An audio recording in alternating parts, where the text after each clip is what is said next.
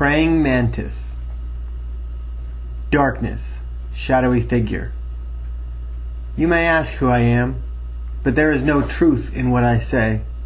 There are two things that make me who I am: the past experiences in my life and the promising look to the future. Whether I ask myself if I'm dead or alive, my outlook on life stays the same. Making mistakes is a part of growing up, but I can't help to think, can these minor mistakes greatly affect who I am? Can I fix these mistakes, or is it too late? My childhood began smoothly, but as I grew older and got involved with the wrong crowd, my whole took shape. Do I regret the sins that I have committed, or do I strive on the sins of others? The only one who can decide is my inner conscience. When do I know I'm doing right?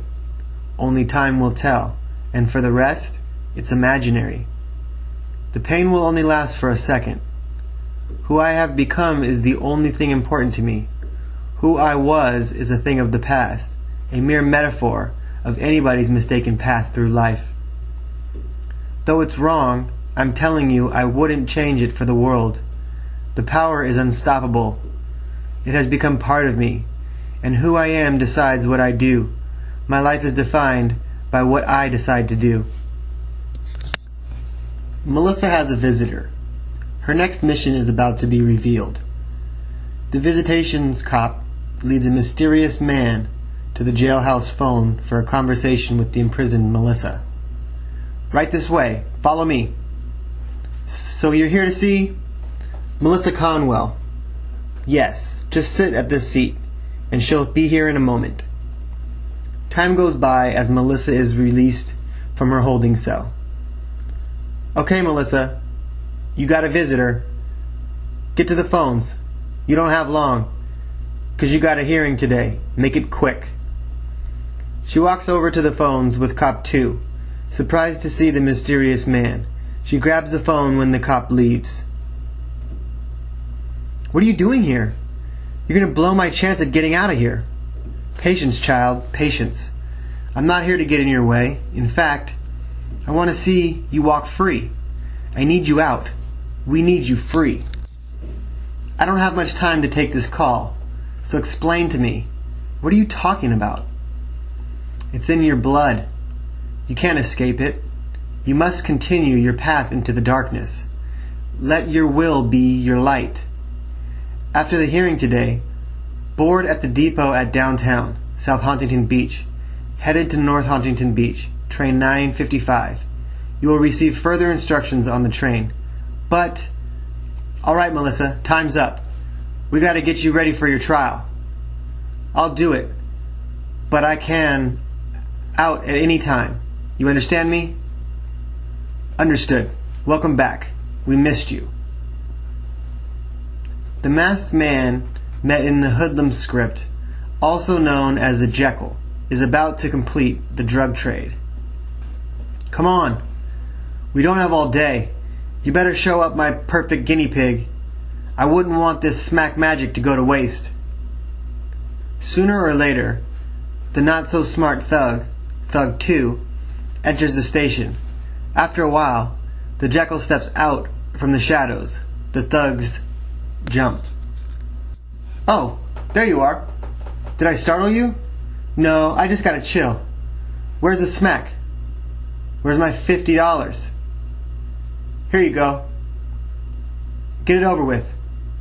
The Jeckle injects the contents of the needle. The thug starts feeling his eyelids get heavy. Delusions start invading the mind. Nighty-night. Things are different. What is happening isn't quite clear. The drug has taken over. The mind is no longer in control.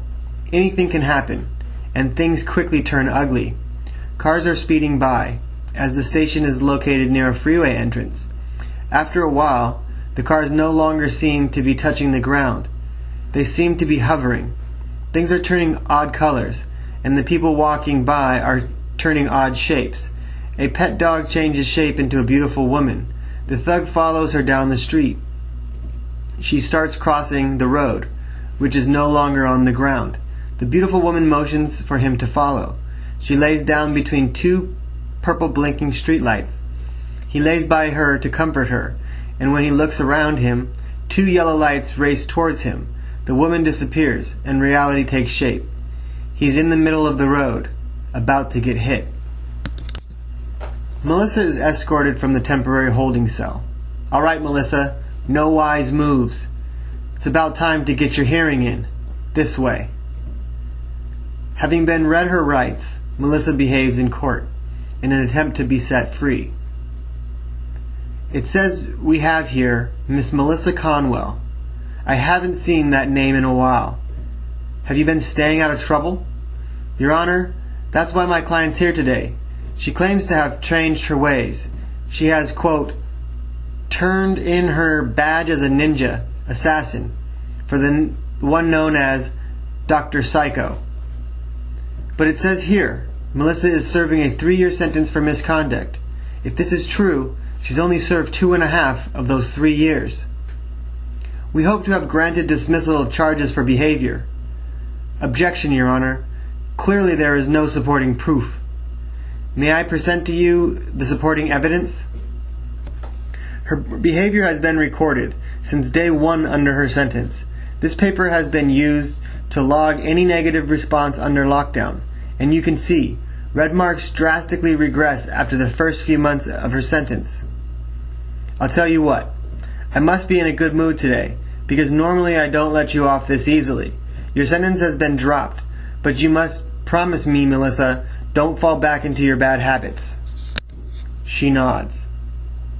You're to serve 24 months of probation. Sentence 102435E is officially closed until further notice. Pack up your belongings. You're a free woman. The presence of hoodlum is now felt. The gas station, the place of the drug trade, is now illuminated with lightning. The station windows shatter, and small pieces of glass are everywhere. Hoodlum makes her presence known. Cars are crashing as chaos fills the streets.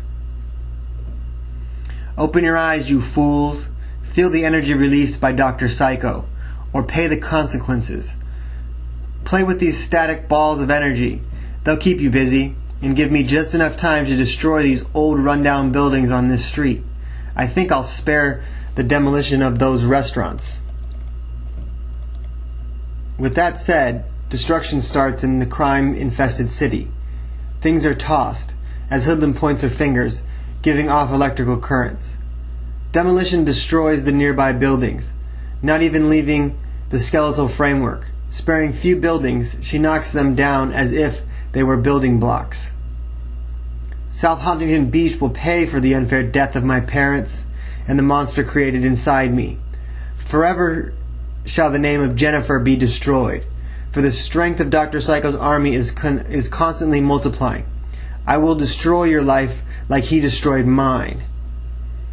She uses her metallic telepathy to destroy most buildings aligning the outskirts of downtown. Nothing can prevent her from her task. Walls of debris collapse to resemble almost nothing. She stops her demolition only after destroying the old part bordering the tall buildings. Her corruption halts after reaching south and west of Freeway 5 in downtown SD. A group of patrol cars show, only to increase her anger. Cops shoot at her, not ending her rampage. The station has gotten orders to retrieve and escort Melissa Conwell to the train station downtown. Hey, we got another job. Yeah? This one's good. We gotta pick up a Melissa Conwell who was excused of her sentence. She got lucky.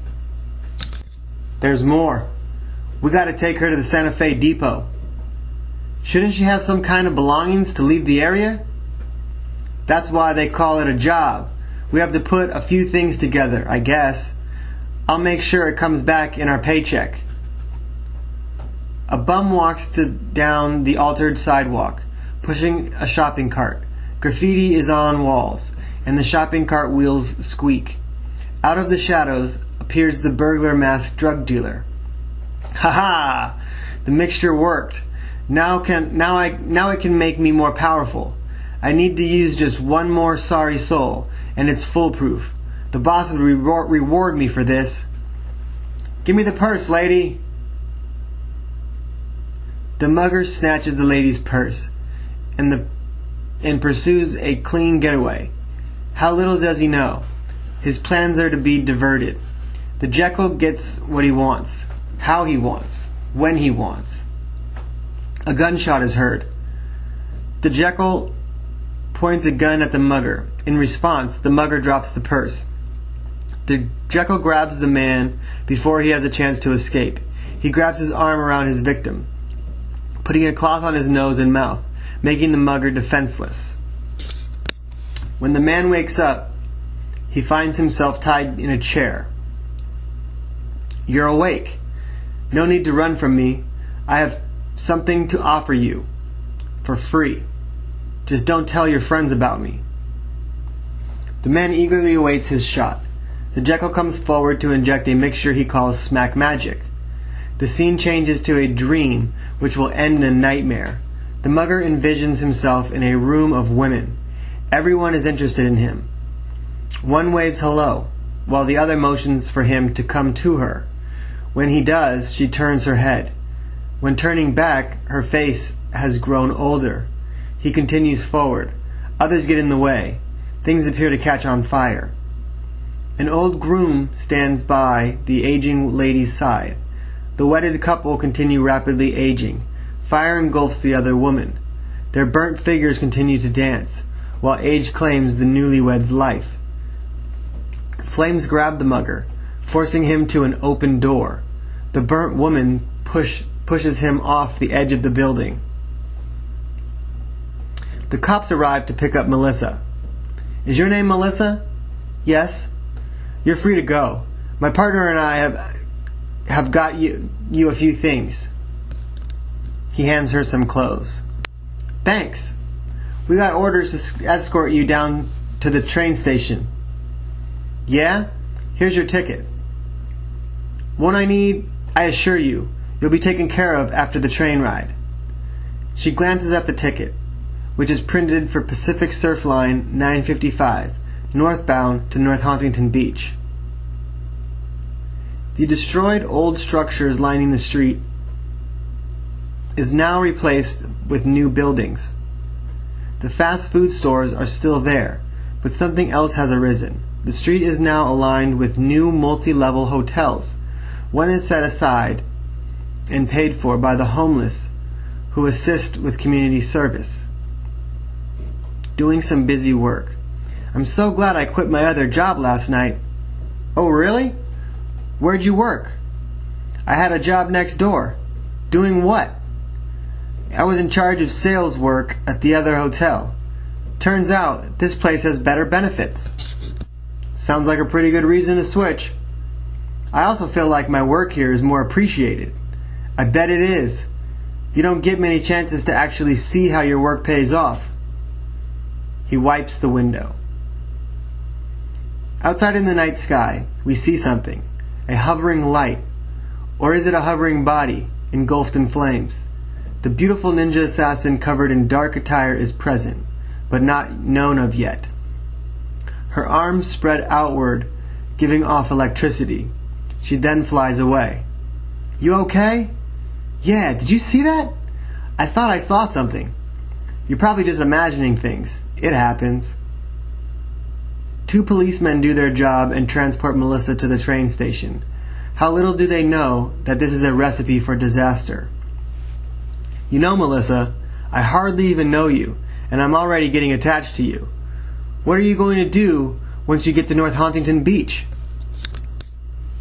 Hopefully start a new life. Maybe a new house, a new job. You know, start fresh. I'm sure it'll be easy once you get there. Yeah, a cinch. So when does your train depart? Grabs the ticket. It's coming soon. I saw... Looks at a watch. In a half an hour.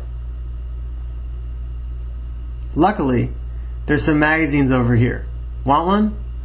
Passes them out.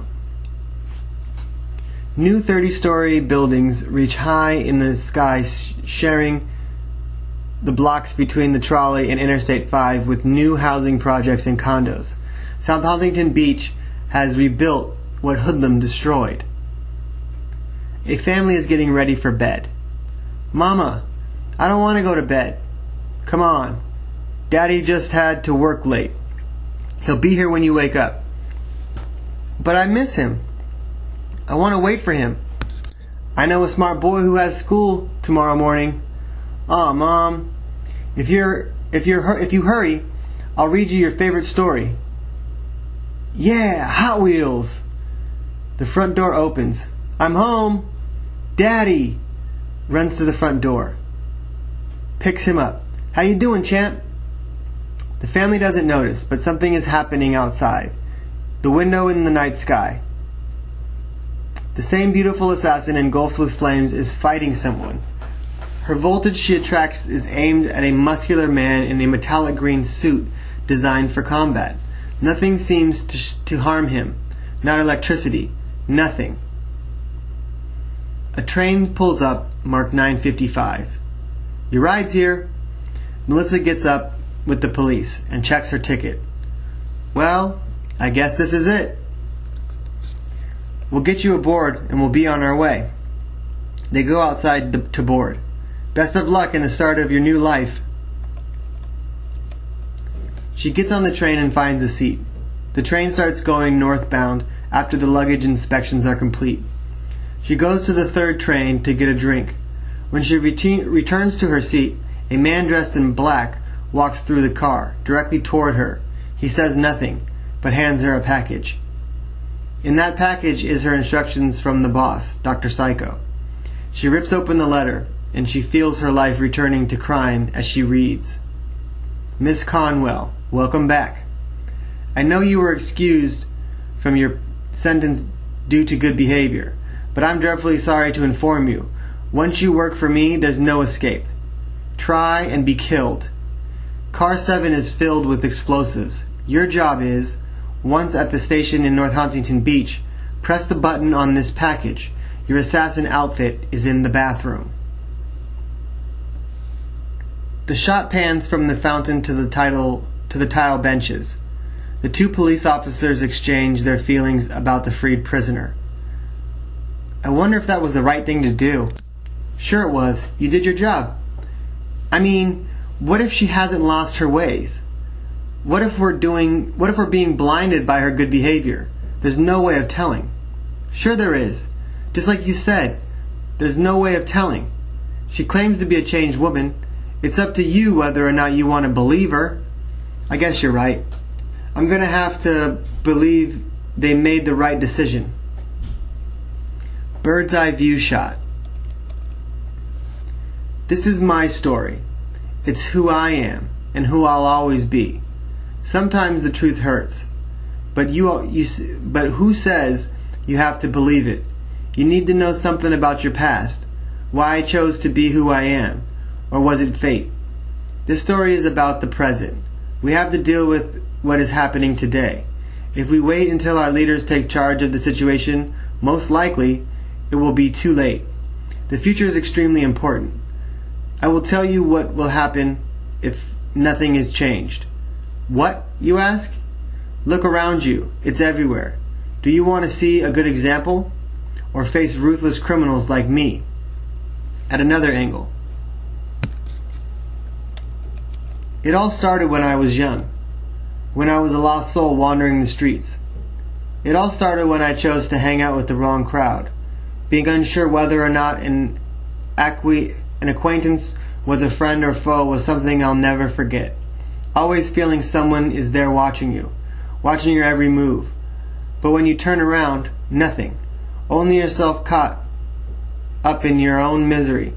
My childhood is something I'll never forget, but don't want to remember. It's what made me who I am today, and will always be, an assassin, a ninja trained to kill. Once I took this up, there is no turning back. At another angle. I live two lives now, and neither I chose. The first is conceived, a life filling the body I possess. But at the first breath of air, it was imprisonment, nothing but sheer disaster. It was nothing I chose, or nothing I had control over.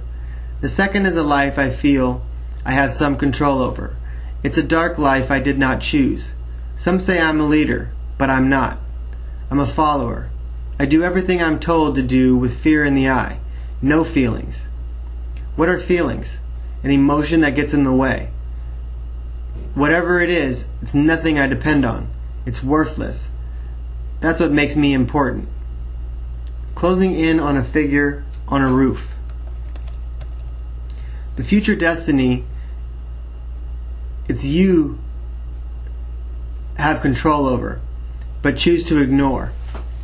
It is often misinterpreted to mean fate. We control our future. The future doesn't control us.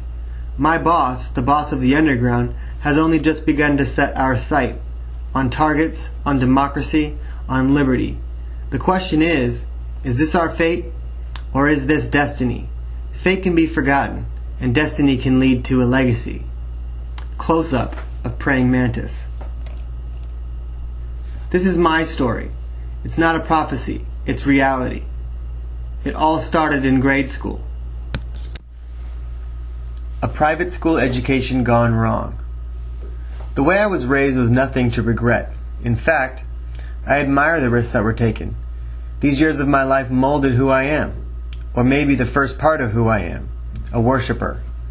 A prayer in the night where no one can interfere or bother my train of thought. As a young church girl, who would have thought I'd become who I am today? A murderer, an assassin, a killer. Young Melissa gets up from the pew after praying and walks to a confession booth. Bless me, Father, for I have sinned. Flashes of children crying, and young Melissa runs away. How have you sinned, child? Every day, I seem to go through life as a simple schoolgirl, but I always end up doing something bad. Like what? For instance, yesterday, I didn't return a book I borrowed for silent reading. The day before, I stole part of someone's lunch. Are you sorry for what you've done? Yes. Do you regret it? And it will never be done again? Yes. One does not repent their sins of their mind, but of their heart. Go now, say 10 Our Fathers and 15 Hail Marys. I forgive you, but it's not for me. It's my Father's will. She exits to pray. Melissa, with her books in her hand, walks down the hallway to class. She walks past two boys, one in a power chair. Hi, Melissa. She ignores him and keeps walking. Why'd she do that? Do what? She dissed you. You can't let that stuff annoy you. Yelling. Hey, Melissa! My friend may be in a wheelchair, but he also has feelings. Forget it, Robert. It's not worth it. Let her think what she wants. If she thinks I lack intelligence, then so be it. She doesn't know what she's missing out on. A science lecture in Melissa's class. And that's Darwin's theory of evolution. There's not enough evidence yet to firmly support his theory. This theory is completely biased to our beliefs. True, and our belief is our faith. As of today, there is no unquestionable evidence as to the essence of life. So it's only skepticism that man is related to ape. Perhaps a very long time ago, but according to science, these two mammals branched off into two completely different animals. Supporting evidence can be found in reproduction. You can't cross-reproduce. Melissa sits in class with a bored, blank stare. Melissa, maybe you can elaborate on this subject. Maybe it's a better idea that we learn it from someone more knowledgeable. The class laughs. The school bell rings, and everybody begins to talk. Class, the sooner you settle down, the sooner I'll let you out. Everyone settles down. In the name of the Father, the Son, and the Holy Spirit. Amen. All-powerful and ever-living God, in the plan of your wisdom, she who bore the Christ in her womb was raised body and soul in glory to be with him in heaven. May we follow her example in reflecting your holiness, and join her hymn of endless life and praise. Amen. After lunch, the students play and socialize. Melissa plays her usual game of ball. When her teammate throws it over her head, Robert catches it. He walks up to her. "You want me to give this to you?" Melissa glares at him with anger. "Then apologize to Marshall." "What'd I do anyway? Whatever you think I did it because he deserves it. All I'm asking you is just to apologize to him." "Fine, under one condition." "What?" "You and your little friend leave me alone." "Sure. Just know he may appear incapable, but he has the same emotions as us. Just because he has to rely on a power chair to get around doesn't make him a different person." Passes her the ball. "Here you go, and I'll be waiting to hear about the apology." After school, Melissa set out to complete her part of the deal. Finding Marshall was not hard. After all, his power chair stuck out like a sore thumb. Melissa walks up. "Hey Marshall, you know, it was really rude of me to ignore you earlier today. I was focused on my other class. I just want to say I'm sorry." Marshall glares at her, knowing she doesn't mean a thing she's saying. "You can say whatever you want, Melissa, and you can believe what you want, but most likely, nothing is going to change me." "So, do you accept my apology?" "Oh yeah, I accept your apology. As being meaningless." "Great. I stop what I'm doing to come over and apologize, and all I get is nothing. What do I have to do to make you and your friend leave me alone?" Close up. "Apologize, and really mean it." Marshall wheels away. "Yeah, I'm sorry. Sorry I didn't do it sooner." Students have their backpacks as they talk and prepare to go home. A few school buses are in front of the school. Marshall wheels up to Robert, looking angry. "You told her to apologize to me? I don't know what you're talking about." "Come on, Robert. You expect me to believe that?" "Fine. Maybe I said something. But dude, you don't have to just take it. There's a lot that gets dished out when you're disabled. I've had to learn to take it. But this is different. She's your classmate. I don't care who she is. Nothing's different. You don't know who Melissa is. Maybe there's a whole side of her we don't know. Be careful what you get yourself into. There may be no turning back." A middle-aged family begins unpacking and loading their luggage onto their first cruise. No one can be more excited. This experience has been long awaited. Opening the trunk. "Would you help me unpack, honey?" The son turns around. "I can't wait to see what fun a cruise ship is." The daughter's head pops out of the open door. "Probably big enough to play hide and seek." The children laugh. "Come on, kids. First help Dad and me carry your suitcase." "Aw, Mom." "The quicker you help us, the quicker you can swim." "Do we get tons of free food?" "Yep. I even heard they have a rock climbing." "Yeah." They walk the ship and begin to board. "Wow, I can't believe the view from up here." Pan shot from the deck. "Let's find our room. Then we have the day to check the place out." Two mysterious males and a female dressed in dark clothes pull up to board the ship. For other purposes. The car screeches to a stop. The trunk pops open and the doors swing open. Two on the left, one on the right. Looking at his watch. "We don't have much time." Opens the trunk. "Quick, you get the suitcase, and you get these briefcases. I'll bring this." "How will we get by the guards?" "You leave that to old Phantom 5 here." "Give me that. You might need your hands. Give him the injection." The mysterious man and woman carrying the luggage head for the cruise ship. While they do, the other man climbs the rope for the docked ship. "Wait. I'm going to have to see your license and registration." The man and the woman stare at each other, ignoring the guard. "It depends. What if I told you I wasn't from here? I'm going to have to see some authorization." Then the man, codenamed Phantom 5, sneaks up from behind the guard. He puts his black glove over the guard's mouth and pulls out a syringe filled with smack magic. After the injection, the guard slowly is lowered to the ground, lifeless. Come on! There's no time to waste. The cruise has begun and everything is going smoothly. The family we met earlier has decided to go for a dip in the pool. The children are playing. The great white slowly follows his prey from behind. He has his hand pointed vertically on his head. He follows the scent of his victim, creeping ever so carefully, and then he goes underwater. Roar! He jumps up. Eek!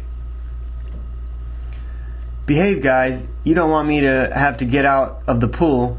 Dad is trying to relax and not have to punish you. Okay. They wait a while, and the son now speaks at a lower tone. The great white dodges the harpoon. The fisherman won't take the mean creature, so he goes under their boat. He goes underwater. Roar! He attacks the flotation device. I told them, let it be, honey. The three assassins, posed travelers, begin their ship command takeover. They work the wires, opening each briefcase to find a computer. A close-up of assassin hands hastily typing access denied passwords. What's an 8-digit character used to hack into control accounts? Try GT486237. He types it in. Access denied. Damn! Try the code backwards. It could be mirror writing. Types it in. Access granted. Yes! Bingo! We can't waste time. Move to phase 2. The family gets ready to have their dinner with the captain. Geez, this collar's too tight. Don't worry. You don't need to breathe. Come now. You behave tonight. And you can play tomorrow. But Mommy, why can't we just stay here? It's not like we're gonna burn the place down. We're on the ocean, for Pete's sake. Your father and I don't need you to act up, young man. We have put a lot of time and effort into this trip to have you misbehave. Don't be too hard on them, dear. I'll tell you what. You two have been good sports. Right after dinner, you each can go down to the gift shop. We can see if there's something to get that we can remember our trip by. Meanwhile, in another corridor of the ship, chaos is emerging. The three unwelcome street-dressed assassins have other plans, to terrorize the vacationers. Mysterious Man 2 hands the mysterious woman a briefcase. They take turns opening them. Each reveals a laptop computer. Both are booted up. You know the procedure. What? The only way to gain access control is to hack the cruise lines. While the systems are jammed, then it's time for Phantom 5 to manually place all explosives into order and begin the countdown. The two begin hacking into the ship's controls. The monitor shows a blueprint of the ship, deck by deck.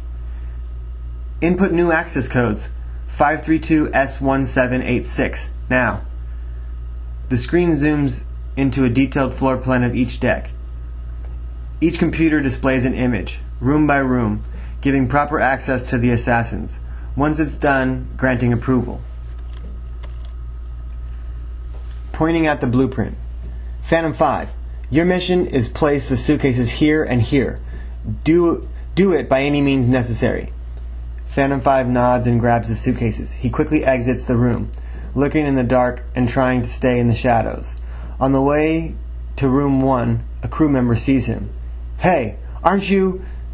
Swiftly, Phantom 5 slits his throat. He gets to the first room, positions the suitcase, and starts the bomb's countdown. He leaves, and is off to his second room. As he arrives, someone walks by, but does not see him. Phantom 5 enters the room to find crew members arguing over something. He hides, positions the bomb, and starts the bomb's countdown. He sneaks out and radios Mysterious Man 2. The packages have been delivered. Dinner has just ended. I had a wonderful time tonight, but we must get back. But Mom, you promised. Well, we'll figure something out. But it's past someone's bedtime. Guess they're leaving. And just as they followed, the family is about to leave, the time has expired. The huge explosion engulfs the night sky. Images of the infamous wall of gangster art is shown. First, the guardian angel, zooming out to the little boy and girl on the bridge, finally revealing the painted number, 18. There are many men with sleeveless tops, some with no shirts, and the girlfriends with Raider jerseys with the number 18. The men have massive tattoos of eyes watching their back. Some have religious representations, while others have tattooed 666, which equals 18. This organized street gang is celebrating their control of the streets of North Huntington Beach. Two men start talking. Man, do we really know how to party? Yeah, the cops can't even lay a finger on us. I think it's about time we showed them who's boss. Aren't we comfortable running from the law? Man, we are the law. You got my back, I got yours. Okay, I see how it is. Grabs a couple beers. But you gotta relax. You're all wounded up and shit. The time comes when you're damn good and ready. The two laugh. Eduardo comes up to the two men walking side by side. He throws his arms on their shoulders. Hey, you two having a good time? 'Cause if not, I'm gonna have to send those muchachas over here. Two cute women are at the bar getting their martinis made. Eduardo forces the guys to walk over there. My work is done, boys. I'm gonna leave while you guys get better acquainted.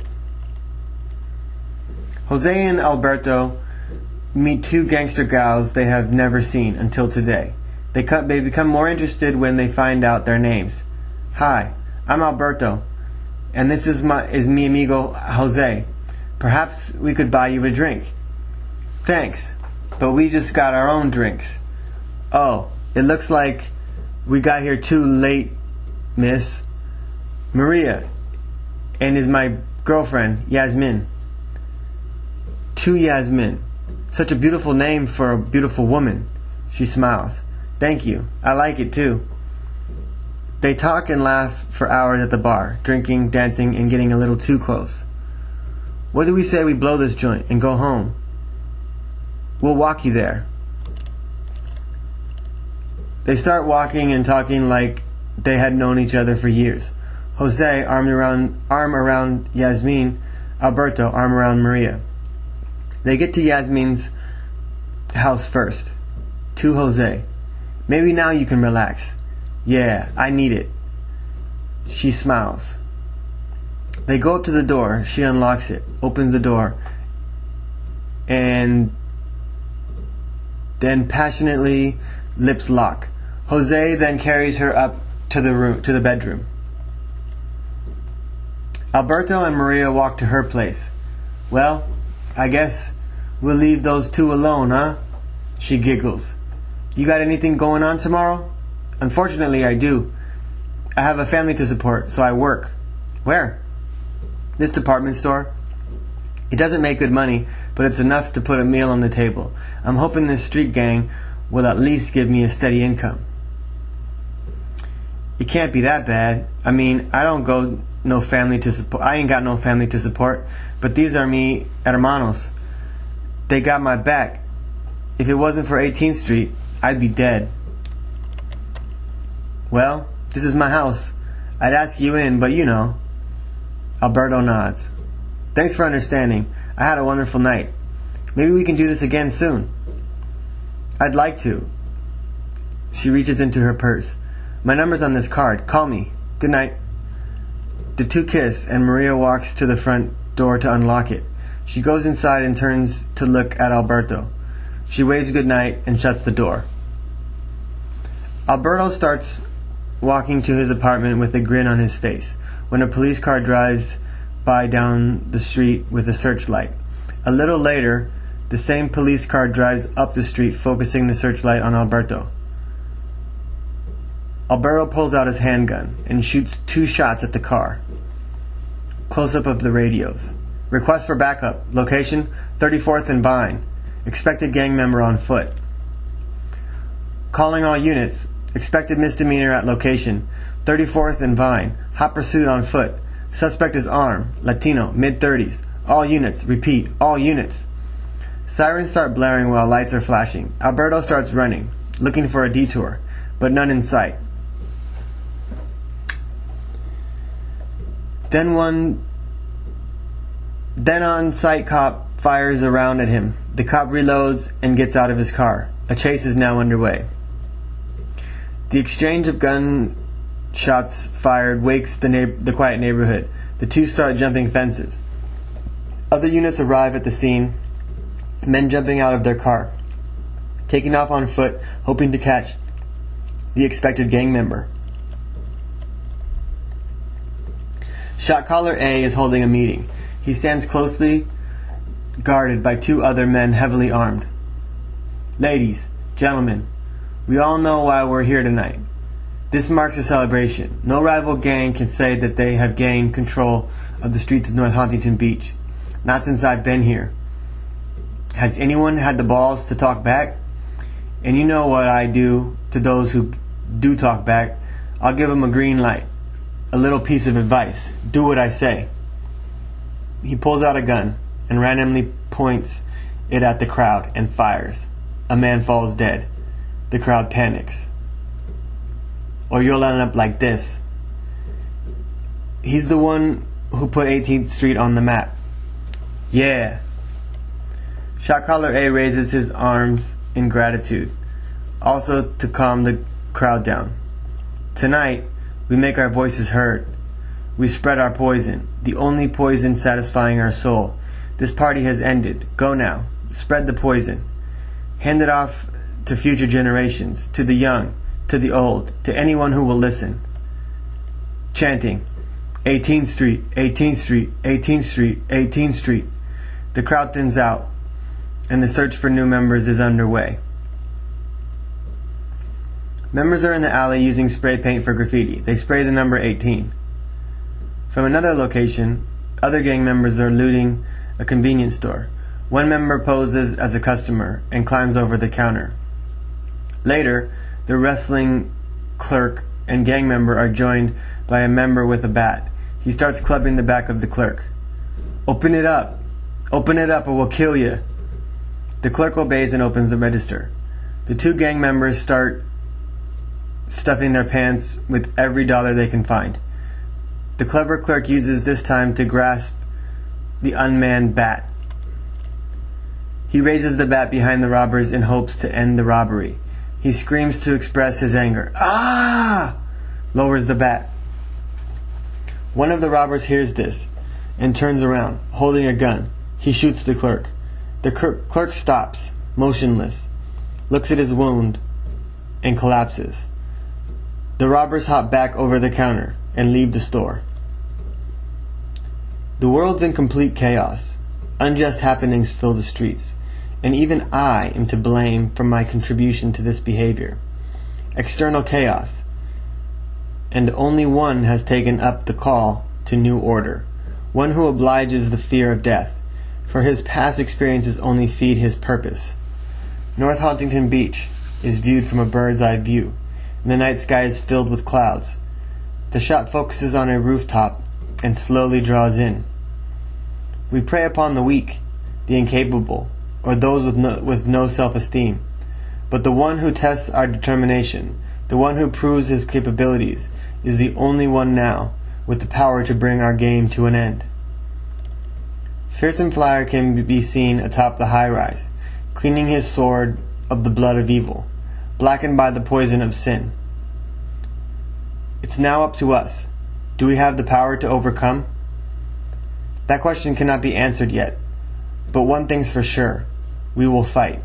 We will give it to all. We will do whatever it takes to escape the wrath of Fearsome Flyer. Fearsome Flyer draws the sword from the sheath of his back, the sword's handle being wrapped in wires attaching to his chest plate. He raises the sword, grasping it with both hands. He turns the switch on. Electromagnetic bolts are released from the tip of the sword. The beam pierces the clouds, and the light gets brighter and brighter until the screen is white. Close by Melissa's school is a public school not run like her school. Passing period. Hey guys, it's 5th period. I said we ditch 6th period and go to that arcade you was talking about. Yeah, who needs this shit? I heard Mike does it all the time. Let's all ask for the hall pass in 15 minutes, and I'll meet you in front of the 300 building. Aight, let's pretend like we're cracking the books open and then, BAM! We're gone. I know we're going to school for something. Continues laughing. Just haven't figured out what it is. Blake and Terrence both laugh and give each other their secret handshake. At another location of the school, girls are arguing about the new trendy way to wear their clothes. Come on, Jessica. Whatever you wear for sure has to go with your shoes and purse. But I don't carry a purse. I have a backpack.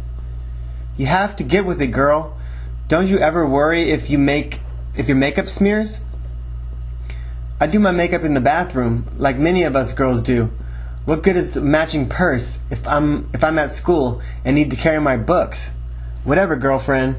All I know is I gotta care about my looks. And if I match, or you're gonna end up attracting the wrong guy. I'm not worried about attracting the wrong guy right now, because I got a long time to go before I gotta worry about getting married. Your loss, but maybe just worry about the clothes for now. What? You don't think I look good? Do I look fat? Nah. It's all in your appearance. Let me show you. After ditching school, Terrence and Blake have a blast at the local arcade, playing video games. Yeah, this is way better than school. You think this is exciting? Wait till we shoot some hoops. I don't care. Right now I'm focused on killing the enemy. Aight, you do that, and I'm gonna get my ball game on. You mean you can't wait for me, dog?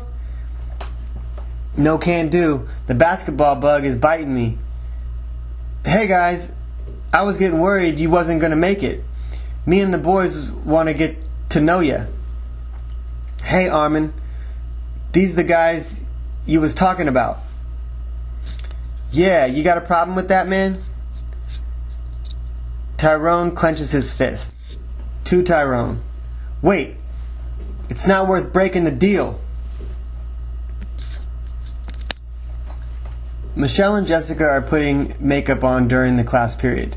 You see, this is how real women are supposed to look. I don't get it. Aren't you the least bit worried about your grade in class? No, why should I be? If I do bad, I always manage to get out of it. Here, put this eyeliner on. How come you get away with looking like a tramp? My parents would kill me if I walked out the door with all this makeup.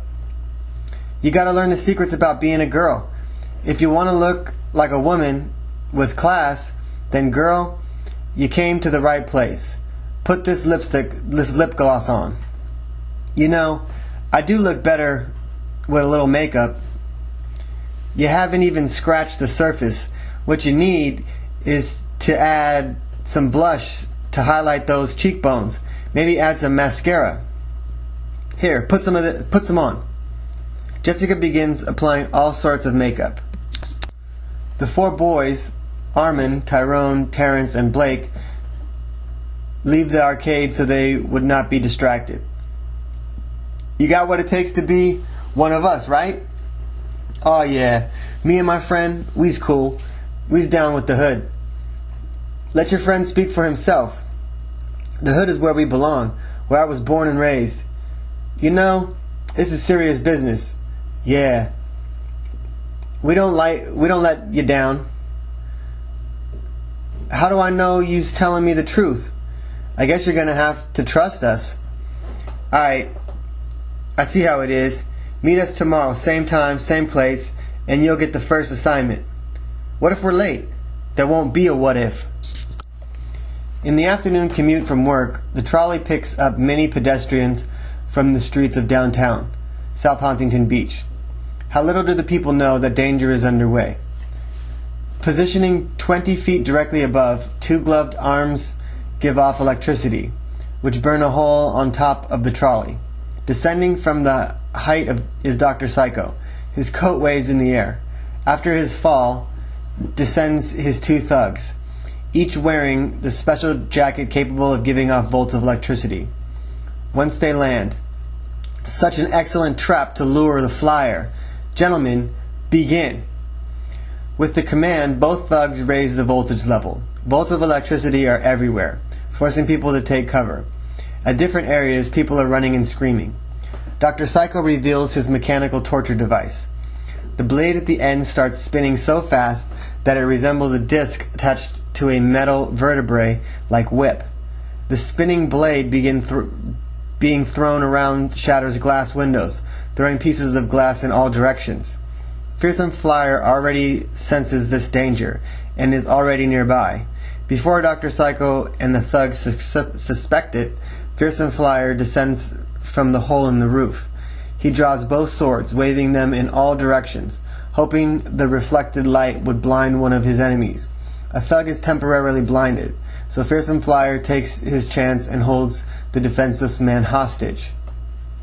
Dr. Psycho, this is between you and me. Let's take this outside. Take it out on me, not them. He flies out. Dr. Psycho follows Fearsome Flyer and his hostage to the top of the trolley.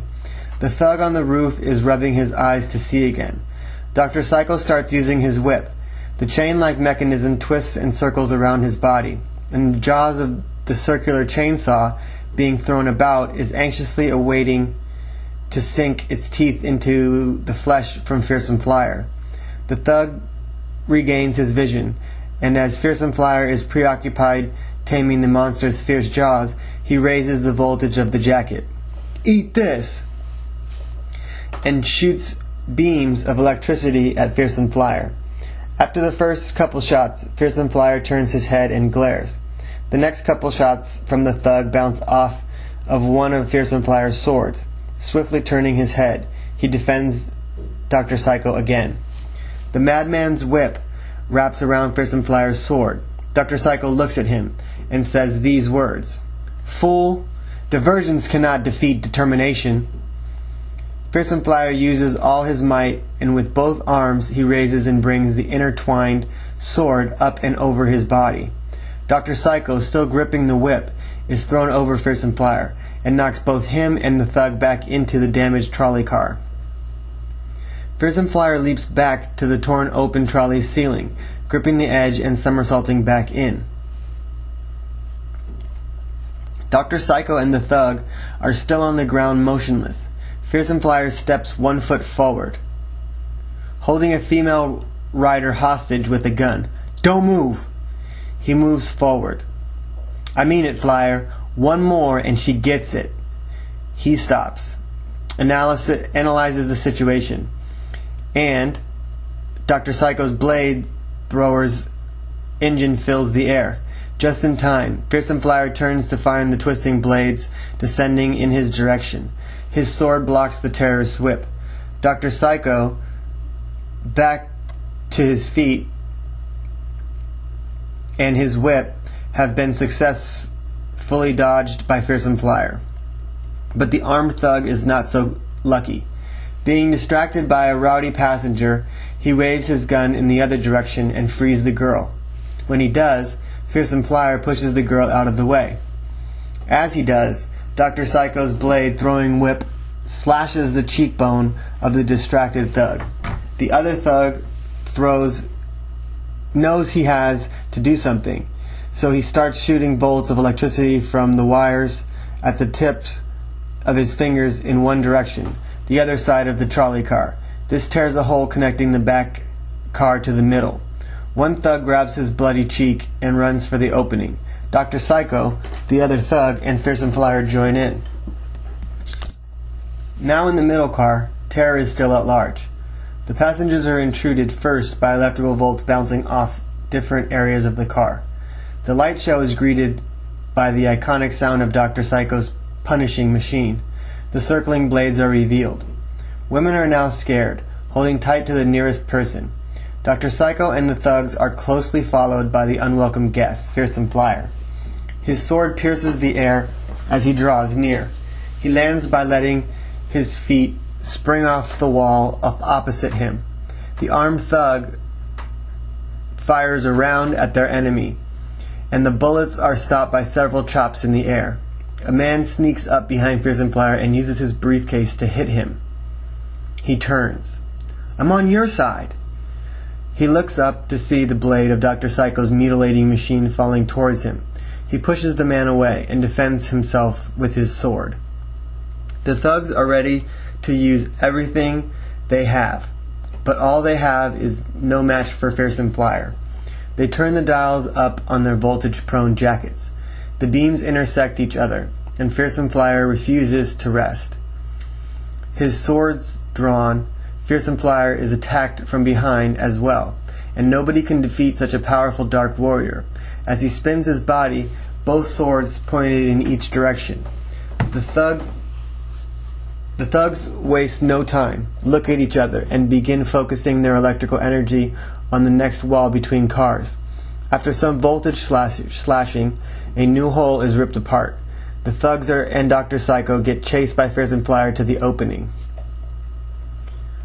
The back of the front car is ripped open, resembling scrap metal.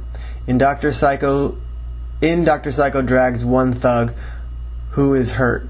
The second thug covers them with a light show, keeping Fearsome Flyer busy. They join the others. Dr. Psycho lets go of the thug and begins terrorizing the car, waving his whipping mechanism. Dr. Psycho damages windows and shreds seats.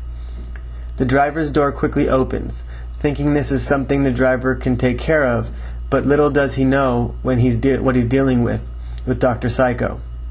The mad doctor glares at the driver and lets out a roar of anger. Roars and whips at driver. The driver quickly goes in reverse motion as Dr. Psycho slashes the driver's door. Passengers are scared for their lives, and Fearsome Flyer tirelessly fights on. Swinging his swords vigorously, he closes in on this battle, even with electrical currents being shot all around him. No gunshots, no electrical voltage, no terrifying blades can defeat our hero. The battle is far from over. We can only trust our instincts. But are instincts meant to be trusted?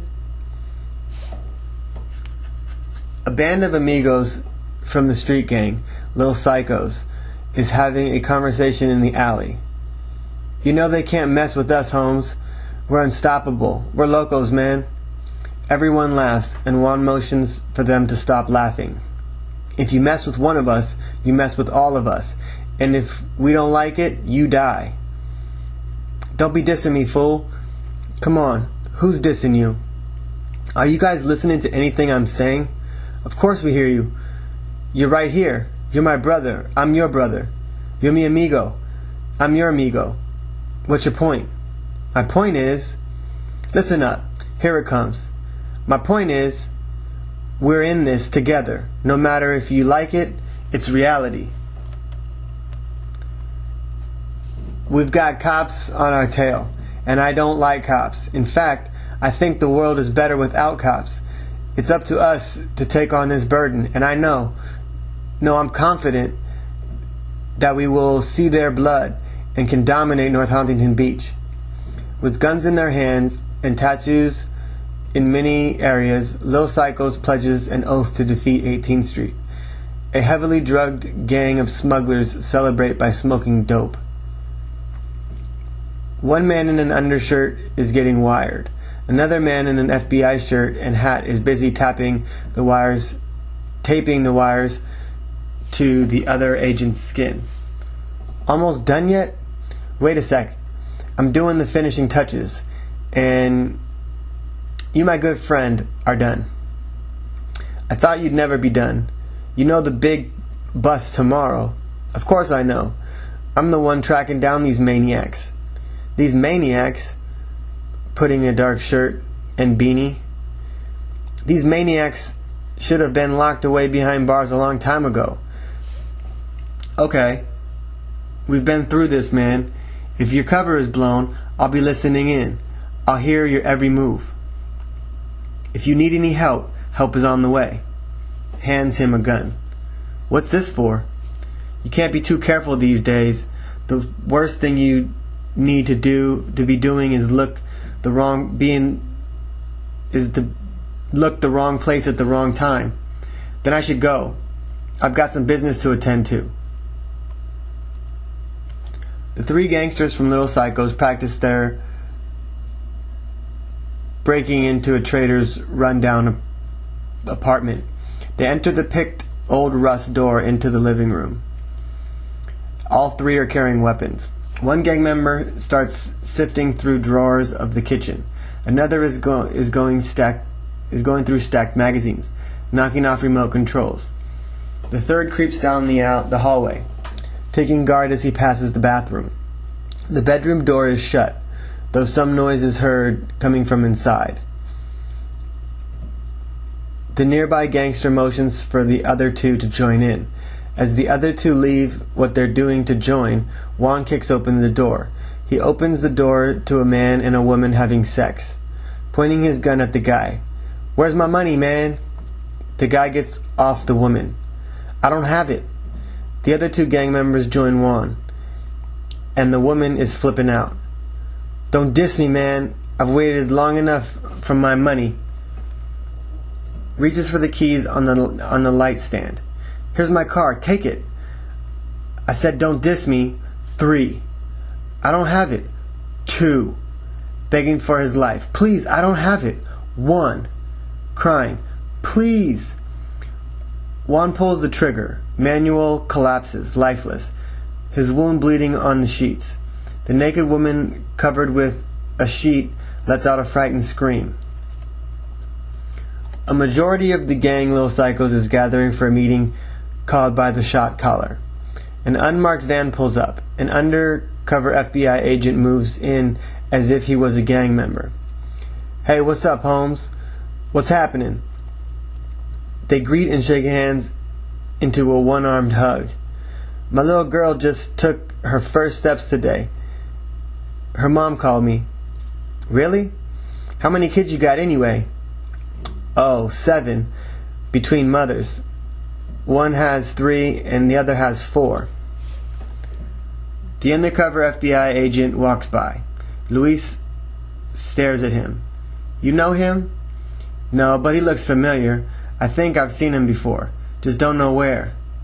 "Probably a new guy." "Probably." The Little Psycho's shot caller is about to speak. The crowd slowly dies down as this worshipped man is escorted by others with guns. Right before he speaks, he waves both of his hands in an attempt to silence the crowd. "A man is only worth what another makes of it. One who is shot we abandon and leave to die, because a wounded brother is a brother no more. That's why I've called this meeting.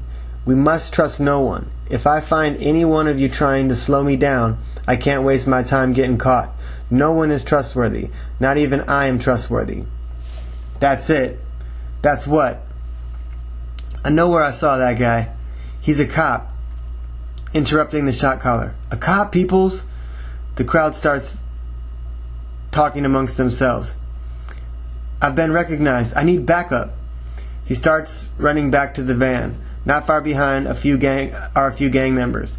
The agent pulls out a gun and starts shooting at them in an attempt to defend himself. He reaches the van and slides open the door. The gangsters shoot back and the agent shoots one of them right between the eyes. The van door slams shut.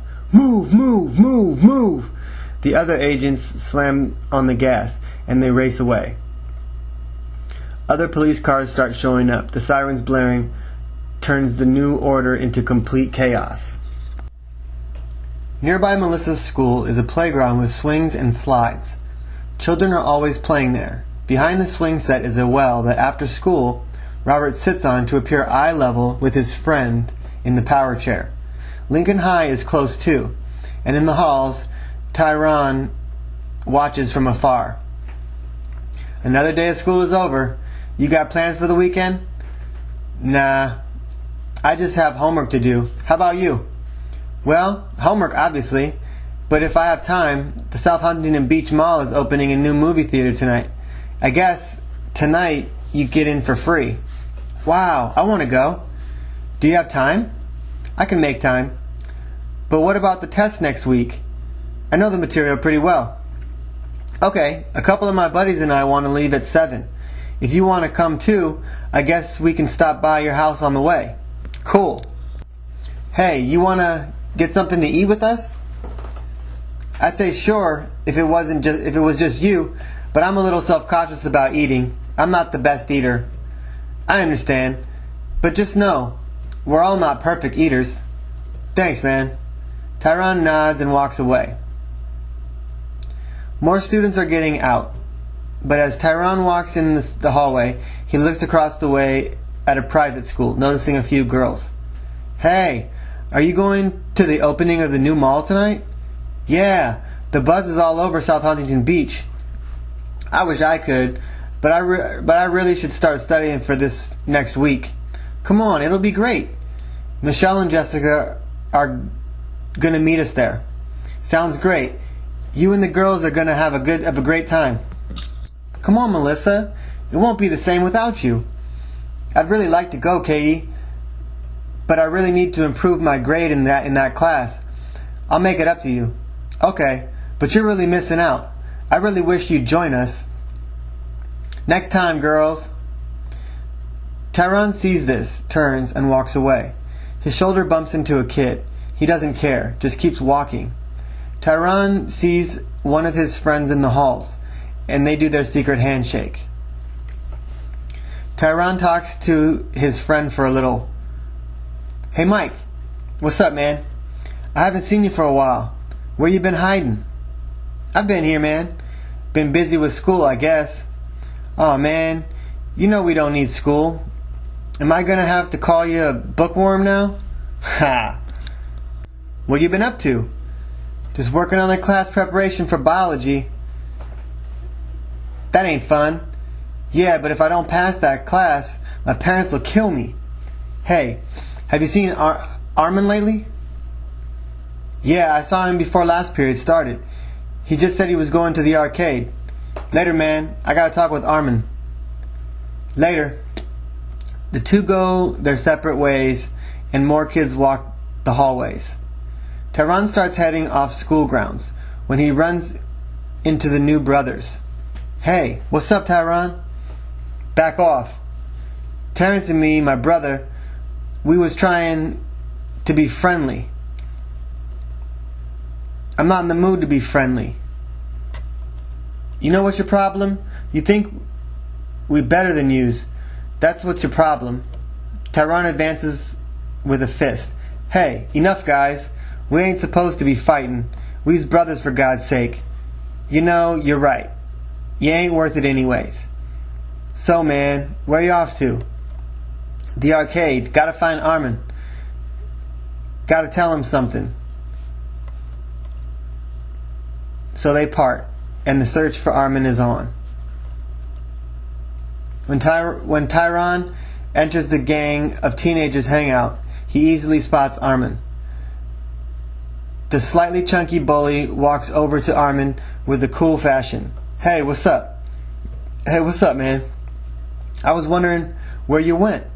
Dude, don't you know by now? When I'm missing, always check here. What you playing? I don't know.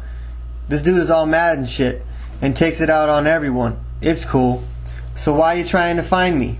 I want to tell you what I saw at the private school by our school. What'd you see? I saw this girl. There's something about her. Oh, you're in love. No, something different. Like what? Like us, man. We gotta talk to her. On the west side of the newly developed 2 floors of stores, the night sky is invaded by a beautiful assassin engulfed in flames. She gracefully and effortlessly soars through the air, grasping the attention of many shoppers. The shoppers are wowed by the sight. She continues doing stunts to entertain her unsuspecting audience. As soon as they least expect it, the beautiful assassin gives off a breathtaking fireball heading for the mall's sign. The crowd is now filled with chaos, not knowing what to do. With her ability, the assassin starts raising hell on the mall, speeding all around. her flames trailing like the tail of a comet. She needs no recognition. Her abilities say it all. The crowd spreads in every direction, avoiding smaller fireballs being randomly thrown. People start running into stores, for this is their only means of cover. But not for long, for the assassins' fireballs and flames shatter the glass doors. There seems to be no escape from the trained killer. Her newfound ability is not a punishment, but a gift of strength, a gift that is no longer stoppable. Her oath to terror is far from over, because her presence spreads. It spreads like a disease. Shoppers continue to fall. Nothing seems to end her terror strike. Someone in the shadows, who resembles Dr. Psycho, turns the corner in the open mall, making sure not to be seen. His glove places a letter on a bench of the huge cement patio and the east side of the mall, just outside the building. On the eastern side, above the current structure, are 3 rows of newly developed stores. They are separated by 2 long cement aisles. At the end of each is a wooden fence with a tree in front of each. The ramp going down to the building's entrance has a new ramp climbing to the new level. The beautiful flying assassin makes her reign noticed on the opposite side of the mall. Her tail of fire fills the night sky with terror, as the daring villain continues throwing fireballs at shoppers. The police show up, but really there is nothing they can do. They get out of their patrol cars and start firing round after round, but all it does is irritate the angelic yet demonic creature. She responds by throwing fireballs at their cars, not losing determination to terrorize through the night. "Where's that fearsome flyer when we need him?" The flying terrorist begins refocusing on the mall. Dozens are hurling left and right, dodging the fireballs. She flies over the newly developed patio outside the mall and sees the letter placed on the bench. She descends near the bench. Her flame is blown out, and she walks towards the letter. She picks up the open letter, and in big letters, it's signed by Dr. Psycho. "I've been watching you from afar, and I'm impressed in what you can do. Join me at the assassin training site should you decide to intertwine our abilities so we can continue our quest for terror." The beautiful fire-eyed assassin descends into Dr. Psycho's domain. A few moments later, "I'm surprised you responded so quickly to my invitation. You see, I've been watching you, watching every move you make. Your swift decisions between life or death can only mean one thing. You're one of us. You see, the fact that you knew where to find me on such an unexpected occasion means you've been here before. I don't know when you've been here, but who cares? It's the fact that you're here. That's what I care about. I feel pretty generous today. That's why I'm going to make you a deal. You know that new mall opening tonight? Well, let's say we'll make it the first night like it'll be their last.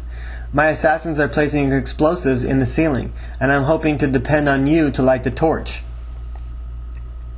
"It's a deal, old man, but I want something in return. Give me the abilities you have concurred, for I am their rightful owner, and without me, you are powerless. My abilities sense the need to recharge." "Very well, consider it done. But if you get what you want, that means I get what I want, and forever I will terrorize this city. You will be known as Electric Blaze, a burning beauty. Everything comes with a price, and the price you must be willing to pay is to swear me your allegiance." The rise of terror seems to have no end. Dr. Psycho begins to carry out his plan. "Don't you just love what they've done to this mall?" "Yeah. There's so many new stores to choose from." "For sure. That's why it's like a new mall. Just wait till the girls join us." "Hey, look at that skirt. Isn't it cute? You try.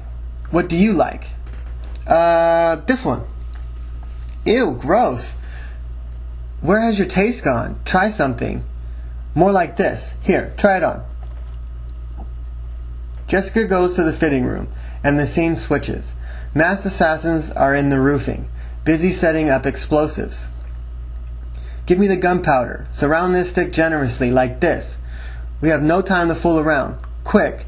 You two take the southern two corners and follow my lead. The others, follow me. We need more ammo toward the middle of the northern tips. Don't let me or Dr. Psycho down.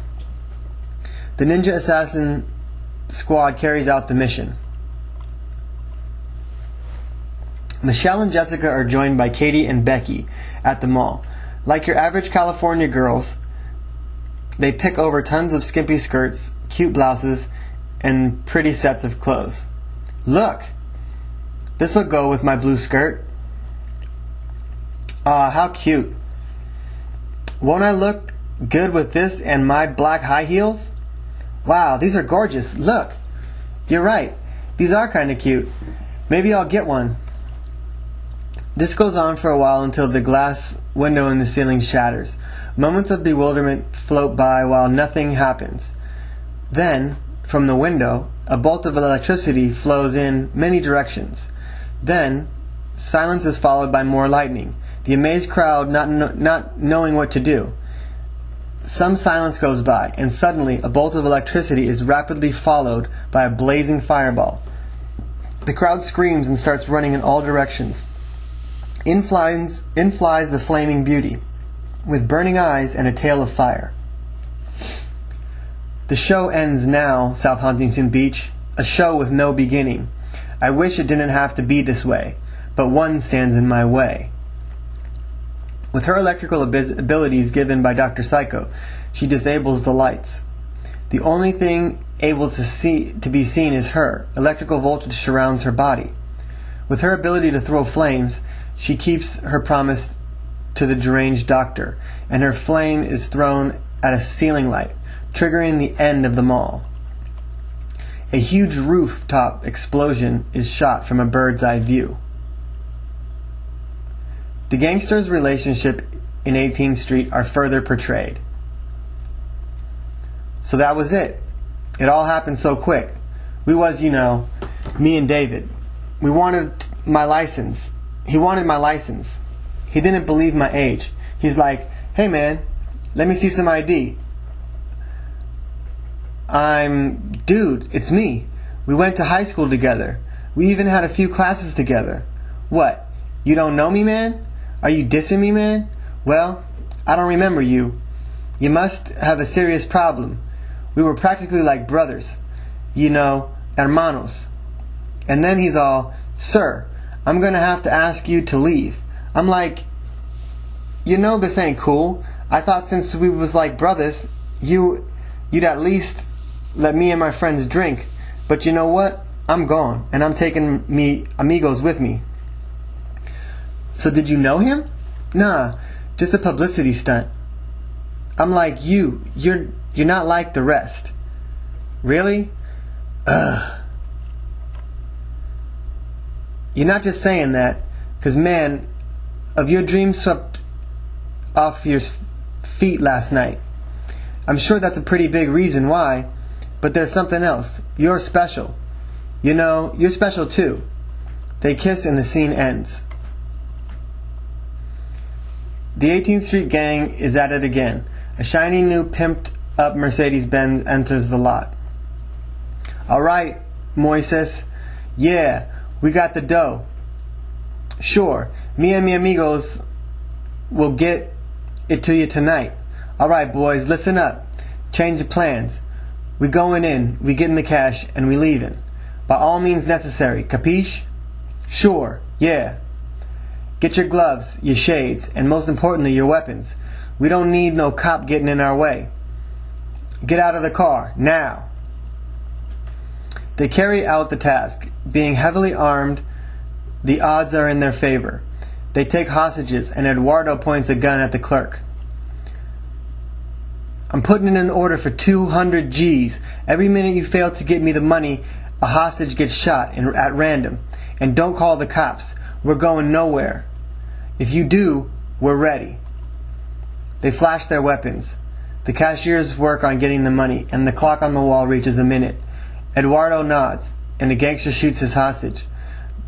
The wounding minutes pass as the once calm bank is now suffering from mutilation. One of the cashiers presses the button under the counter. Ever since Alberto met Maria, he has thought about her non-stop. The mention of her name only brings a smile to his face. He looks at her phone number and decides to call her. Picks up the phone, dials, and waits until she picks up. Bueno. Hey Maria, it's me, Alberto. Oh, hi. How you doing? Good, and you? Alright, I guess. Just can't get you off my mind. Aw. Me and the crew was thinking of something to do. You want to go? Oh, sounds like fun. But what, Maria? Don't you want to have some fun? It's not you. It's my son. I don't have a babysitter. Well, find a babysitter. We don't have all day. Okay, I'll figure something out. Pick me up at 8. You got yourself a date. The cops have received a burglary report and are reporting to duty. Police cars are racing to the direction of the bank. After a while on the freeway, one police car, siren blaring, pulls into a bank parking lot. A little while later, more police cars pull up. One cop gets out of his patrol car with a megaphone. Another gets out with a gun drawn. Release your hostages unarmed. Turn over your weapons. We want to negotiate. Back inside. Damn! Who called the cops? I was hoping it wouldn't turn out this way. But you're gonna pay for your sins. Now! The members of the 18th Street pull out their weapons. They shoot out the glass windows in the bank. The police return fire. A member is wounded in the arm. Hey, he's shot. We don't got no time for that now. Gunshots are shared from both sides. But what? Go help him if you want to die. More gunshots reverberate. Ronaldo turns away from his bloody, helpless friend and defends the pride of 18th Street. Alberto chose to hang out with his friends and take his girl to a local club. A line is waiting to get in, but Alberto and the gang go to the front of the line. He whispers something in the ear of the club bouncer, and he is let through with no question. Once inside the club, music is blaring. People are dancing, some with alcohol, and everyone is having a good time. Alberto grabs a drink and gives one to Maria. The rest of the gang disappears into the crowd. I'm glad you could make it on such a tight schedule. Well, having a child brings tremendous responsibility. The important thing is that you made it. My life has changed after meeting you. Wow, you have a way with words. He holds her in his arms. I feel so secure being wrapped in a man's arms. They kiss, and the scene switches somewhere else in the club. Jorge and Juan from 18th Street's rival gang are there. I delivered the package. Good, job's done. Let's get out of here before someone knows. A waiter walks through the crowd, and a guest grabs a drink. Little does he know, some drinks are poisoned. After a while of feeling queasy, he collapses to the floor. Screams are heard. Another semi-normal day at school. Robert and Marshall sit at their favorite spot by the wall, so Robert can be eye level with his friend. Did you hear what happened last night at the mall? Marshall pays full attention. There was a big explosion. Thank God at the last minute, you talked me into studying. What would I do without you, man? You mean, what would I do without you? Stop not giving yourself credit. You obviously sense danger. Only a fool would walk themselves right into a trap. You went by your gut feeling, and your gut told you you don't have to be cool like the others. I hear you. It seems like the world is unsafe now. You look in the paper and all you see are negative articles. Robert, the way I look at it is, you see the world the way you want to see it. The way you approach it is something else.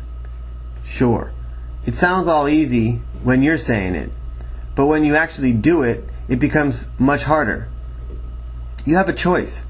You can choose how you want to look at it. There's a hero in us all. It may take you a while to find it, but once you see the world differently, you'll know you found your hero. You'll make the decision to make the wrong right. Melissa goes to class, not suspecting she is being watched. Tyron, from the high school across the street, is showing his friend Armin who Melissa is. Holding on to her books, the Catholic schoolgirl walks to class, her dark hair blowing in her face. Wearing a darker than normal uniform, Melissa is greeted by a girl. A close-up of Armin and Tyrone watch her from Lincoln High. He points. That's her.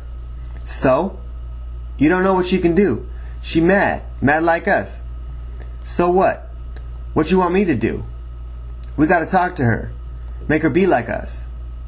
You ain't thinking straight. She's a girl. So what? I said we talk to her. You like her? She cool, but it's business. Alright, what's her name?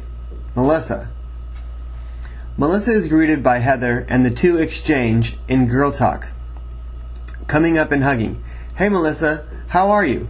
I haven't seen you in ages. So what's new? Any boyfriend? No, none. Been busy with school. Oh, come on. There's gotta be someone for you out there. I don't know. I guess I'm not the lucky type. Who is? My boyfriend and I just had a fight. There's this new girl in his life. I think he's gonna dump me. Don't cry. Maybe that's why I don't have a boyfriend. You always get your feelings walked on. I guess you're right. I should have seen that before. Maybe next time he'll think twice before he hurts somebody again. Heather, you hear me, girl? He's not good enough for you. That man's so insecure that he's always looking at those slutty hoes. The two boys talk later that day, during lunchtime, planning when to ditch class and go across the street to meet Melissa, over lunch. So you think this Melissa chick won't let us down? I don't think, I know. You ought to see her around guys. She's a different person. You know, most girls get all pretty and shit. Not her. She don't want to be dealt with like that. So when you want to go see her? I got it. Let's leave 15 minutes before our last class ends. That'll give us enough time to get to her school. Nice plan, man. Let's meet at the front gate. Okay. The boys are in two different classrooms when the clock reads 2:15. They each get up and head for the door. Class isn't dismissed yet. I know, Teach. I gotta go to the bathroom. Armin leaves. In another classroom, the teacher's back is towards the students, and he writes a difficult math equation. So, the ratio of the square root of xy, all to the fourth power, would be... As the teacher explains, Tyrone walks to the door and exits without hesitation. The teacher's voice fades out when the door shuts. The two walk the halls, not turning back. They reach the front of the school. Armin beats Tyrone to the gate, so when Tyrone sees him, he lets out a holler. Hey Armin, it worked! Tyrone reaches Armin. You ready? Of course, fool. Let's get this shit over with. They leave the campus and jaywalk in front of a cop to Melissa's school. The school bell rings. A mob of students leave the classrooms and fill the halls. Melissa is separated from the others, clenching on her books as if somebody wants to steal them. She walks by a schoolyard with a swing set. A few children with backpacks are swinging. Near the yard is the well where Marshall and Robert hang out. Armin and Tyrone walk up from behind her, slowly but steadily gaining on her. Melissa! She turns her head. Who said? How'd you know my name? Points to her books. From there. I don't even know who you are. Excuse me, I'm Tyrone, and this is Armin. Yeah, we come from the hood across the street. Points across the way. Oh, you mean that high school? Yeah, we noticed you the other day. Thought you was kinda cool. Yeah, one of us. We just wanted to meet you. Maybe hang out with you. Sure, I love meeting new people. Alright, Armin, you heard that lady? She likes meeting new people. There's this party this weekend. Guys and girls, do you want to come? Yeah, cool. See you then. Tehran gets her number. The guys walk away. Armin turns around. "Nice meeting you, Melissa." She politely waves. A party is going on. Girls dancing on tables. Couple moving with their partner. How little do they know that all hell is about to break loose. "You hear that?" "What?" "That." Points to the band. "Now that's some real music." "Woo!" The song is played like Mark's friends come to the rescue. Mark turns to throw up. "God, that guy's wasted." "That's right. I love good music." "Come on. Get that guy out of here. He's had too much." A couple of guys carry him outside. One takes the arms, the other the legs, and Mark sees something in the air. "What's that cute thing in the air?" He's lost it. "No, look!" He points. He looks. "What the... Holy shit!" Hoodlum hovers above them, ready to begin her reign of terror. She holds her hand together in front of her and breaks them apart. Her mental ability to control metal objects makes a couple nearby abandoned boats fly away from each other, tossed like toys.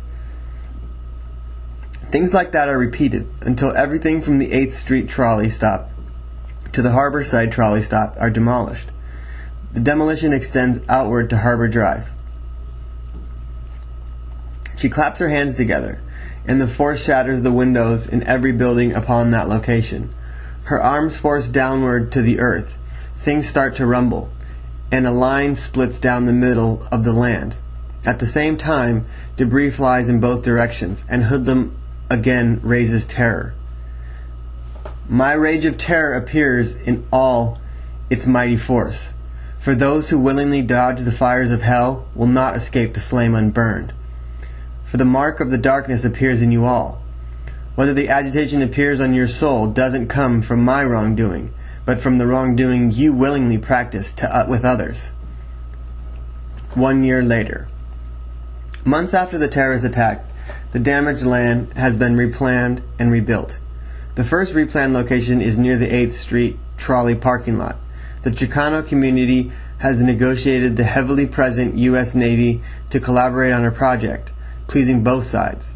The new Navy Medical Hospital stands. The Cecil M. Holt Naval Medical for short, is speedily completed. The confidentiality of the patient is at risk, Dr. Jones. It must be done. That's the only way to save her from internal bleeding. But the procedure is too risky. You could be faced with many complications. I've done years of research, and to this day, there is no better solution. Not even for your own daughter. Not even for my own. Surprised. Daughter? A stretcher rolls by. A patient is severely bleeding. They have bags of artificial blood attached to the stretcher, and paramedics have a mask that forces air into the patient's mouth. Medical personnel join the paramedics. What are the vitals? 45/80 and dropping. It doesn't look good. Pulse? 24/100. Get her in. Get her in now. But we have a patient scheduled in the hour. I don't care if time is bent. We have to get her in. Consider it done. They rush into the surgical unit.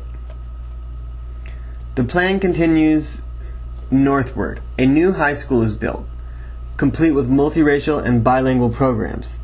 In the halls, teenagers are at their typical behavior. Man, that was cool. What? That guy just fell for it. He ate that food we dropped. They all laugh. What you doing? Nothing. Besides, you're a girl. Why do you want to know? Because. Because why? Because your mom wants to know? They all laugh. No, because I happen to care. But I don't care anymore. She walks away. The boys look at each other in disbelief. Another part of the plan is built north of the high school, near the Pacific Fleet trolley stop. A new middle school rises from the ashes, adding to the new architecture in the area. In the middle, a class is in session. Can someone tell me what goes on when two marsupials mate? They have babies. The class laughs. Don't shout out, Caesar.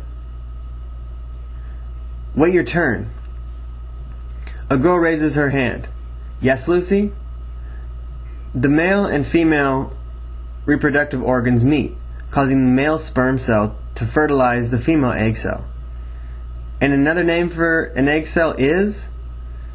Raises his hand. The teacher points. Ovum. Right. Humans are the same. Premarital intercourse most often leads to STDs, AIDS, unplanned births. Any of these are life-changing. So when practicing these behaviors, you'd better weigh the outcome. To the north of the new middle school is an elementary school finishing the stretch to the harborside trolley. Inside a classroom of first graders, the children mourn the loss of their parents who are out at sea. Patting a boy on the back. There, Jimmy. Mommy and Daddy still love you. They'll be back. They're on a trip for work. But why couldn't I go? Because the trip wasn't meant for children. But I don't like living with Grandma. Would you like temporary foster care? We offer that program. No. Thanks. No thanks. That's better. You're a big boy. You've got to remember your manners. Okay. Above the trolley tracks is a newly constructed boardwalk. Stairs and ramps rise to it from every trolley location. This is the Chicano community's treasure. On the top, taco shops fill the air with the smells of Mexico. Mexican music is greatly present. Live bands are scattered across the boardwalk. Mariachi and Tex-Mex music. Visitors and workers dance and walk around, having a good time. Then come Latinas in traditional dancing dresses. The accordion player steals the show. Further down the boardwalk are Mexican stores. They carry hand-sewn skirts, jewelry, leather belts, and boots. Children's toys are made and sold there. A woman is trying to find her way around, and a friendly man confronts her. Excelente, eh? Yeah, I mean, si. Ah, you an American citizen? You lost. Let me help you. Oh, no gracias, senor. I'm not lost, just waiting for someone. Ah, see you later then. He waves goodbye. The man is swallowed by the crowd of people having a good time, and the woman is on her way. When the world is pitch black, a human existence begins to lose hope. We have yet to realize the path has only just begun.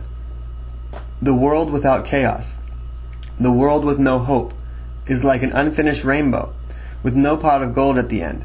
It does not exist, like the human race, with terror.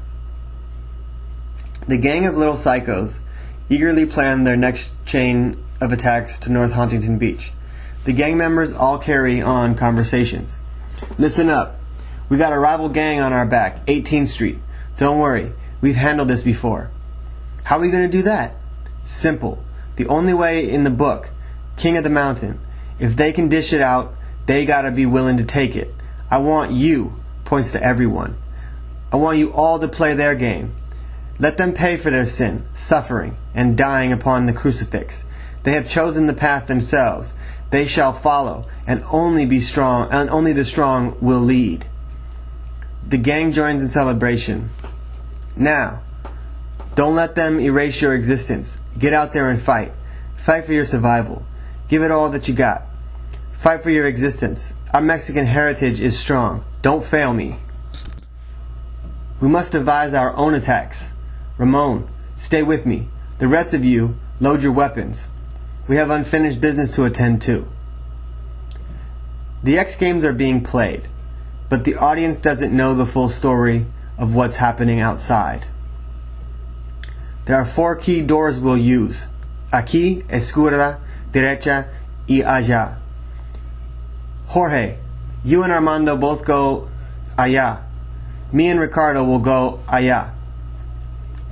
Where do I go? Allá, Pedro, allá. What if the guards catch us?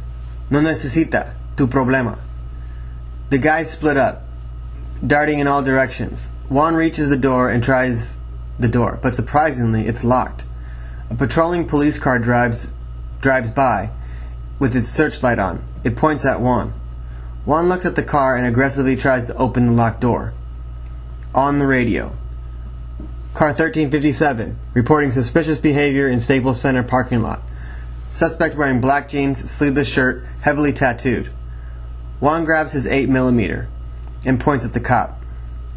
And armed. Sending backup to the scene. Juan pulls the trigger. The window splits, and blood is everywhere. The gang member grabs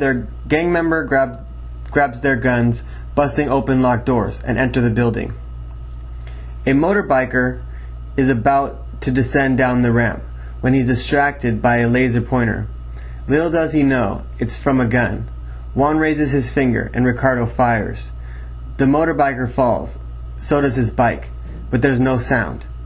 People start standing in disbelief, shocked at the sight. Sound is restored with a shrill scream from the audience, followed by more chaos. More gunshots fill the air, and people run in all directions. The scene turns into a bloodbath. The gang focuses on random targets, firing at men and women, showing no sign of hesitation. Bullets pierce the skin of unsuspecting spectators, blood bursting out of their wounds, and the gang handpicks their prey at large. The crowd doesn't know who to turn to. Police backup has not arrived, and no one yet trusts on the presence of Fearsome Flyer. A friend or foe, nobody gives him the credit he deserves. Who is he? It's not who he is, but what he is. Once following the similar path Marshall Goyer takes, that ends in redemption, anything becomes possible. But with good fortune comes great solitude. The X Games have turned into a chaotic mishap, with no sign of Fearsome Flyer. The gang of little psychos have complete control. That is, until backup shows up. Police cars show up at the scene. They are heavily armed, enforcer units. A team rams a locked door open, and tear gas is shot in several directions. A few rounds are exchanged, and a cop analyzes the situation. On a walkie-talkie. Spectators down, wounded, mass amounts. Sending medic units to the site. On priority, all units to Staples Center. Multiple wounds, 10-4. Ambulance sirens blare. Flashing lights fill the streets of North Huntington Beach. The rampage has begun. The gang of little psychos can't be controlled by sheer police force. The news of the attack has spread. The little psycho shot caller is about to give the green light on Plan 2. Our mission has succeeded. We have made our mark on the streets of North Huntington Beach. What's next? What's next? Haven't had enough? We all haven't had enough. I'll tell you what's next. Our destiny is far from over. He points up. It's in the Messiah. What blood he shed is the blood we have yet to shed. So what do you suggest we do? What we going to do? I'll tell you what we're going to do. We're going to make them pay. Every single one of them. It's too risky. That statement stirs much commotion through the crowd. What? I heard that. You think it's too risky? Don't you know by now? No one calls the shots but me. Grabs his revolver and pumps it. It's our destiny. It isn't yours to decide. If I need help, I'll ask. Mi amigo, mi hermano. You have betrayed me. You have betrayed us, all of us. Any sign of betrayal from you is no longer mi hermano. For that, they will pay. Execution style. Raises the gun. Don't do... He pulls the trigger, and Pepe falls to the ground. No one talks back, or the same shit happens to them. We must continue our domination. Go to a location attracting a massive population. We must proceed. It's our religion. Persecute those being persecuted. The parking lot is full, and some of Little Psycho's members decide to crash the party. Remember the plan? The two in the back seat nod. Chill, man. It wasn't what we've been trained to do. You gotta trust us. We won't let our family down. Are there others? Yeah. Where they at? They're already here. Most in the lot. Some disguised as security guards inside. Great. We got the place surrounded and nobody knows we're here. Not yet. Hey, when are they gonna know? Be patient. We wouldn't want to spoil the fun. Hey, really, I think I can answer this one. He looks at his watch, which reads 5 seconds until the park's closing. 4, 3, 2, 1. Now! A huge explosion shatters the windows of some buildings. Some glass being violently thrown pierces many visitors' faces and clothes. Disguised gang members pull out their weapons and begin the massacre.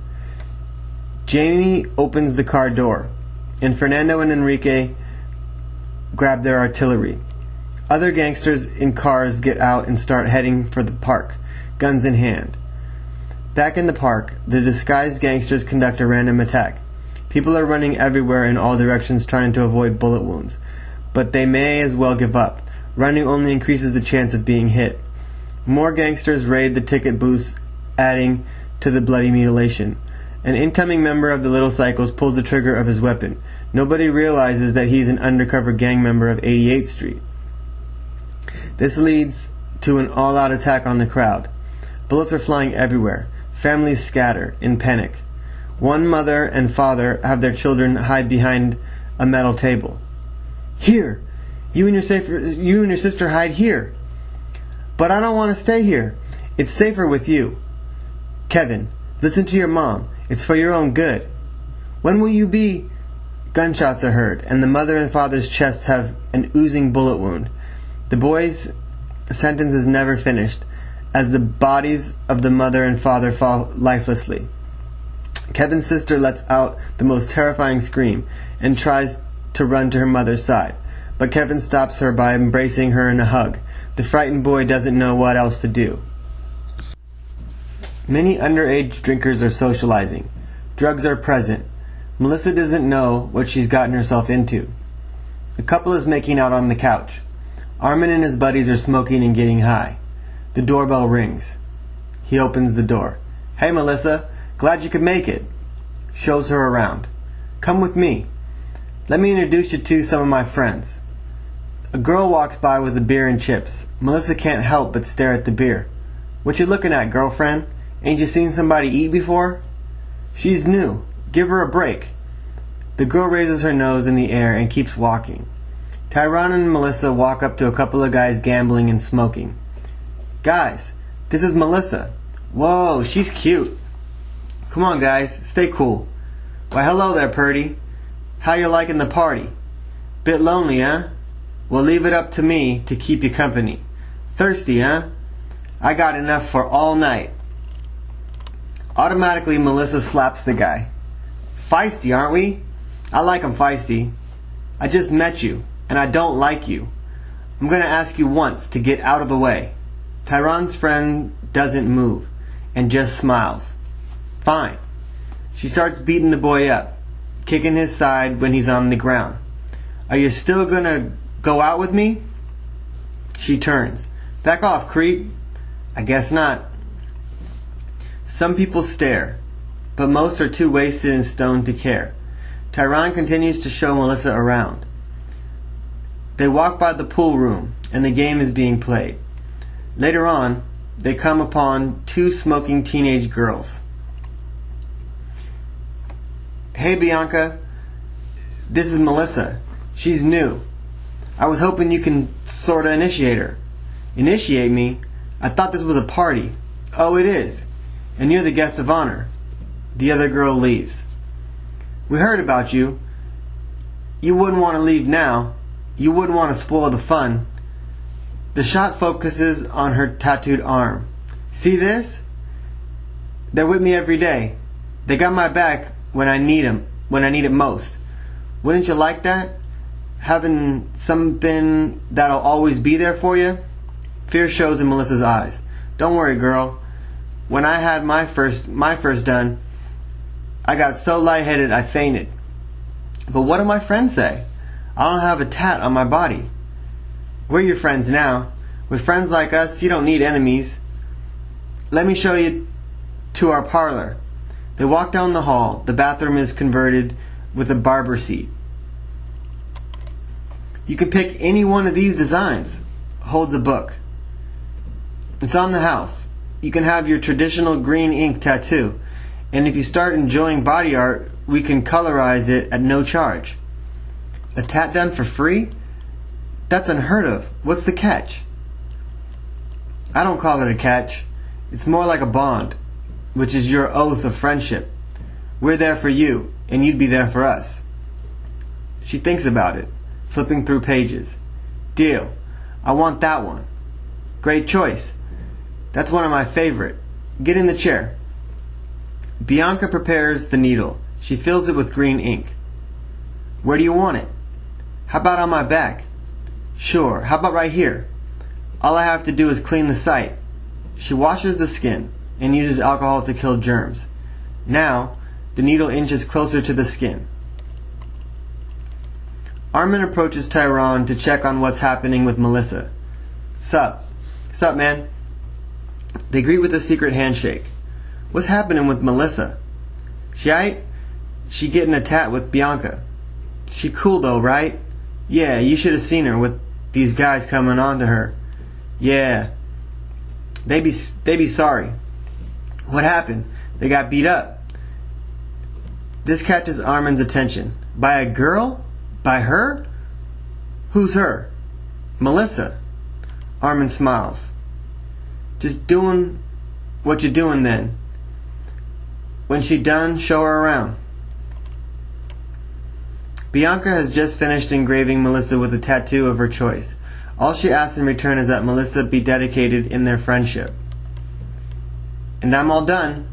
She wipes the skin. That wasn't bad, was it? No. She drops her lower shirt. The pain was almost soothing. There are so many frustrations in my life that I have almost become immune to pain. It's been years since I didn't feel singled out. The odd one. Well, you're something. You're with us now. She puts the needle gun away. You met Armin?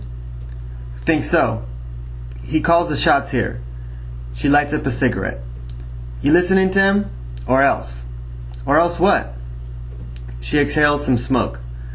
Let's just say it won't be pretty.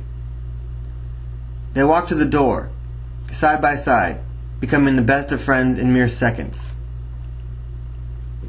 Melissa walks out a changed young woman. She now has a bit of confidence she never had. She is greeted by Armin's friend Tyrone. I see you two got some common interest. Yeah, she's cool. Wish I met her sooner. Bianca waves goodbye. Melissa does the same. Come on. There's some peoples I want you to meet. They a lot like you.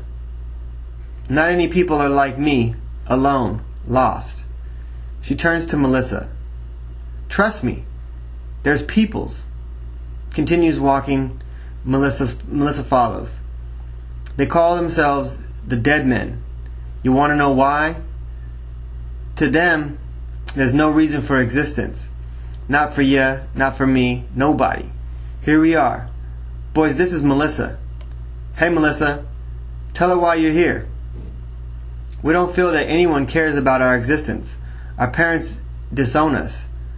We're troublemakers. You name it. And so we're suicidal. The only thing keeping it from us are drugs and alcohol. I know exactly how you feel, but you have to overpower it. It's not worth dying over, and those harmful toxins only distort the mind.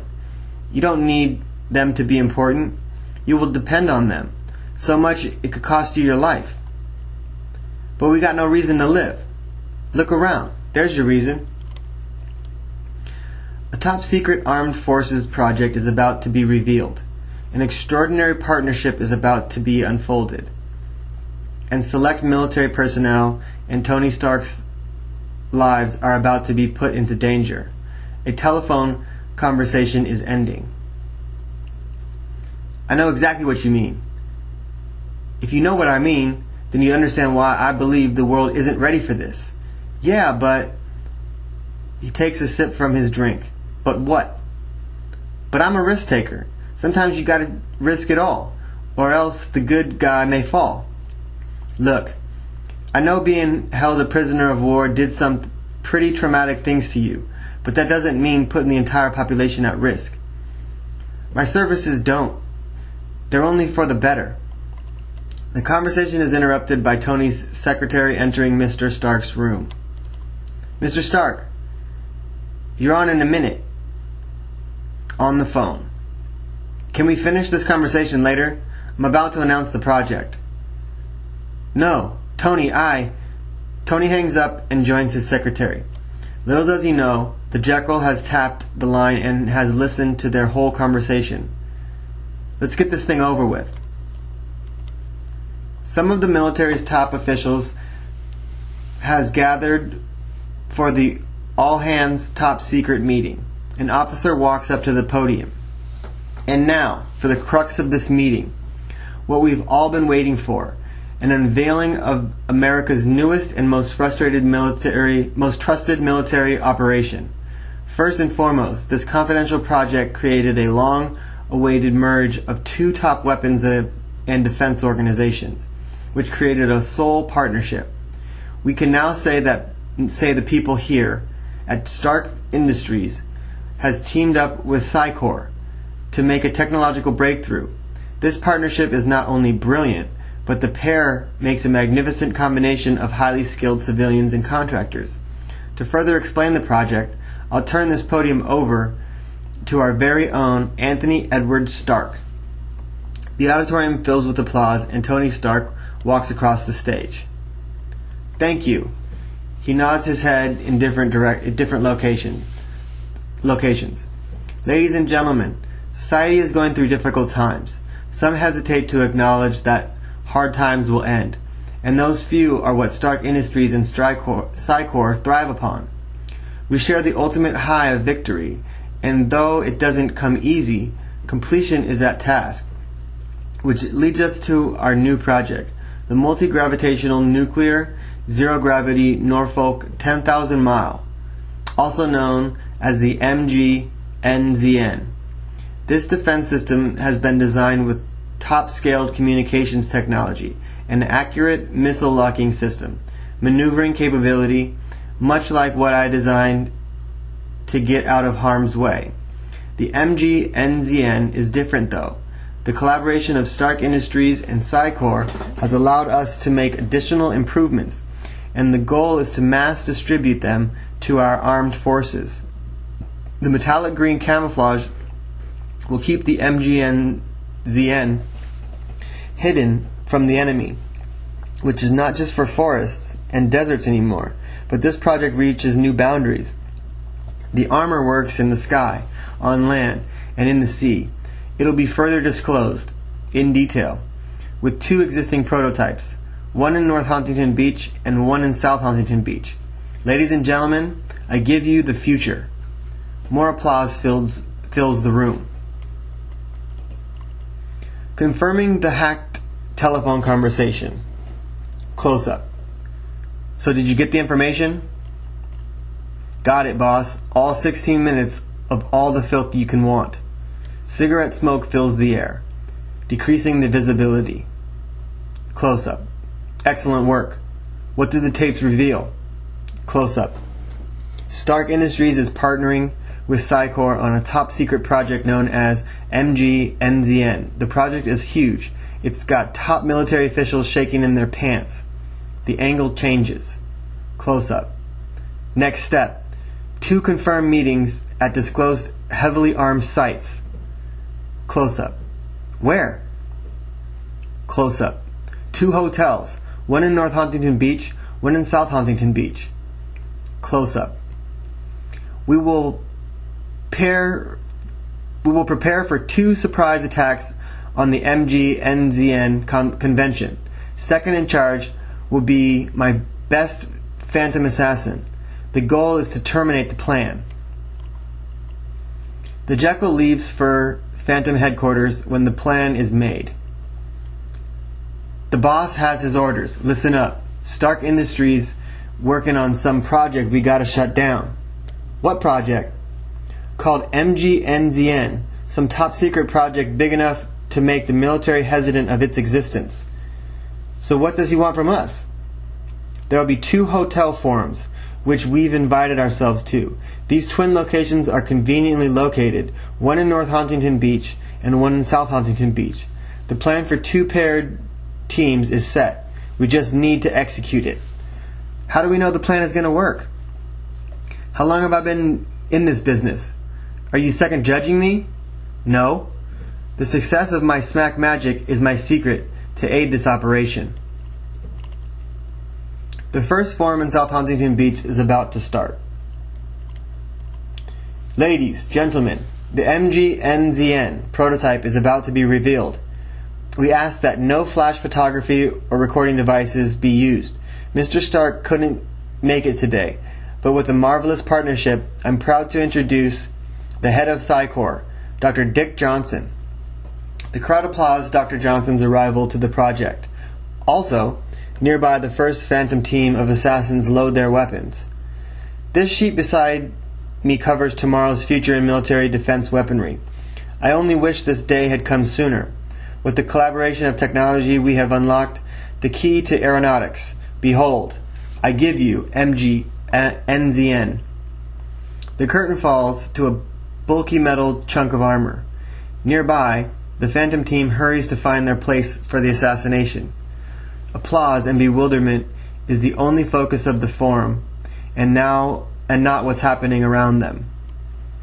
With combined technology, this indestructible weapon system can not only increase land maneuverability, it can climb altitude and comb the ocean floors. No sonar, radar, or any tracking device can locate and follow anyone wearing a MGNZN. The bodyguard can withstand heat, pressure, massive amounts of firepower. One Phantom aims for the unlucky man behind the microphone. Everything is silenced, focusing purely on the gunman. He pulls the trigger, and blood blossoms from Dr. Johnson's death-inflicting wound. He falls lifeless. Sound is restored, and more firing follows. The team of Phantom assassins, led by the Jeckle, anxiously plot their rise on terror. With tonight's forum, the military project is now revealed to North Huntington Beach. Applause as military official walks to the microphone. He nods. Thank you. Nods. Thank you. Applause dies down. Gentlemen, you may have heard about our forum conducted just moments ago in South Huntington Beach. I regret to report that the head of Psycor is dead, and due to heavy security matters, the MGNZN revealing cannot be recorded or photographed. We face a possible rescheduling. Confusion raises. But because of curiosity, I'm ordered to circulate these diagrams in the background. Claps 4 times slowly. Great, excellent. You ever heard curiosity kills the cat? Now put it in literal terms. We've been ordered to shut down your little project, and the only way to do so is by letting you know the show must go on. Look, I don't know who you are, but I'm not taking orders from you. Oh, but you should. You see, we got you surrounded. You can't weasel your way out of this one. Who? He shakes his head in regret. Now. An assassin randomly shoots. An officer spots the Phantom, draws his gun, and shoots. The assassin falls to his death. The commotion in the room mumbles the Jeckle. I warned you. He raises his arm with a syringe in it and forces it in the official's neck. He falls, lifeless. Jose and Yasmin are on a date, talking about what to do on their next date. So, I really enjoyed going to the carnival with you. Yeah, it's a night I'll never to forget. We should do something, say next Friday. Okay, I'd love to. Oh, you know, my niece is coming out next weekend. Well, there goes our plans for the next weekend. I'll make it up to you. Shit. I'll just blow it off. It's just one night. Great. There's this art museum I want to take my girl to. Sounds great. Pick you up at 8 then. Okay, good night. Good night. And they kiss their goodbyes. Alberto and Maria are getting ready to part for the night and are making plans for next Friday. Ah, Maria, another night ends, and another day has yet to begin.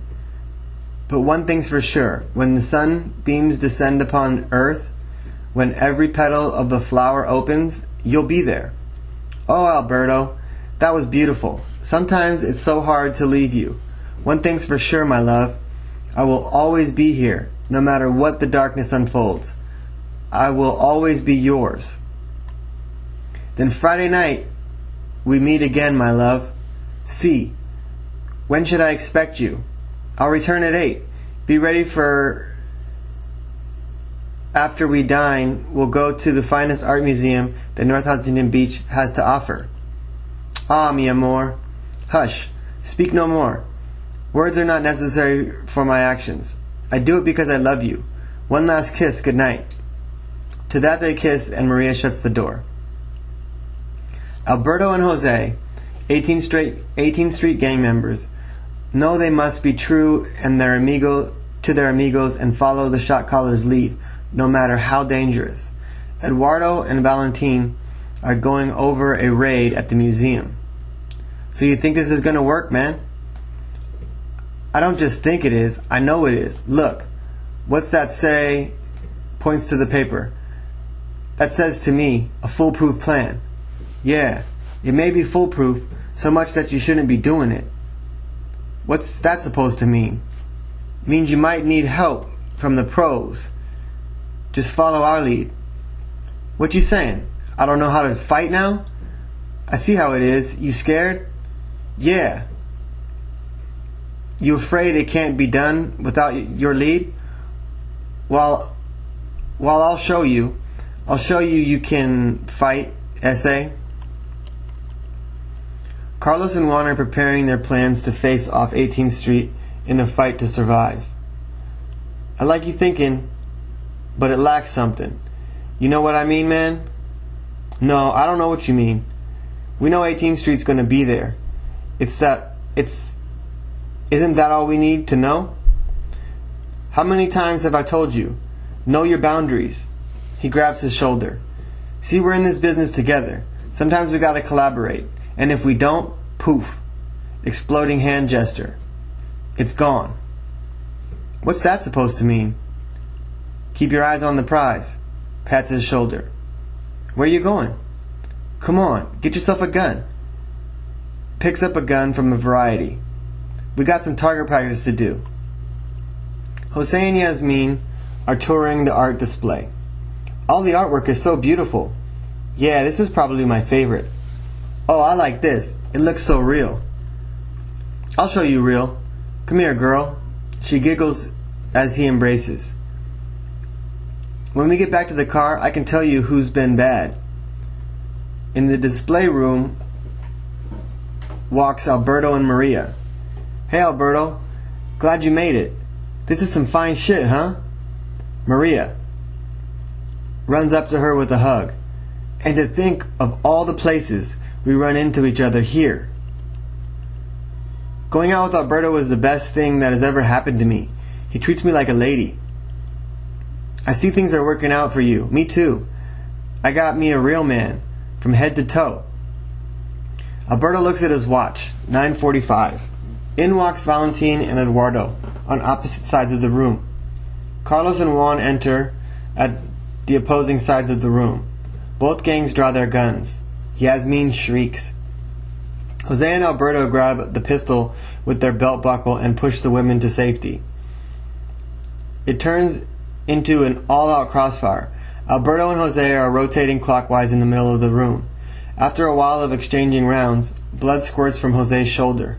You okay? Yeah, More shots are heard that rip his flesh. Alberto locates the shooter and fires around at him.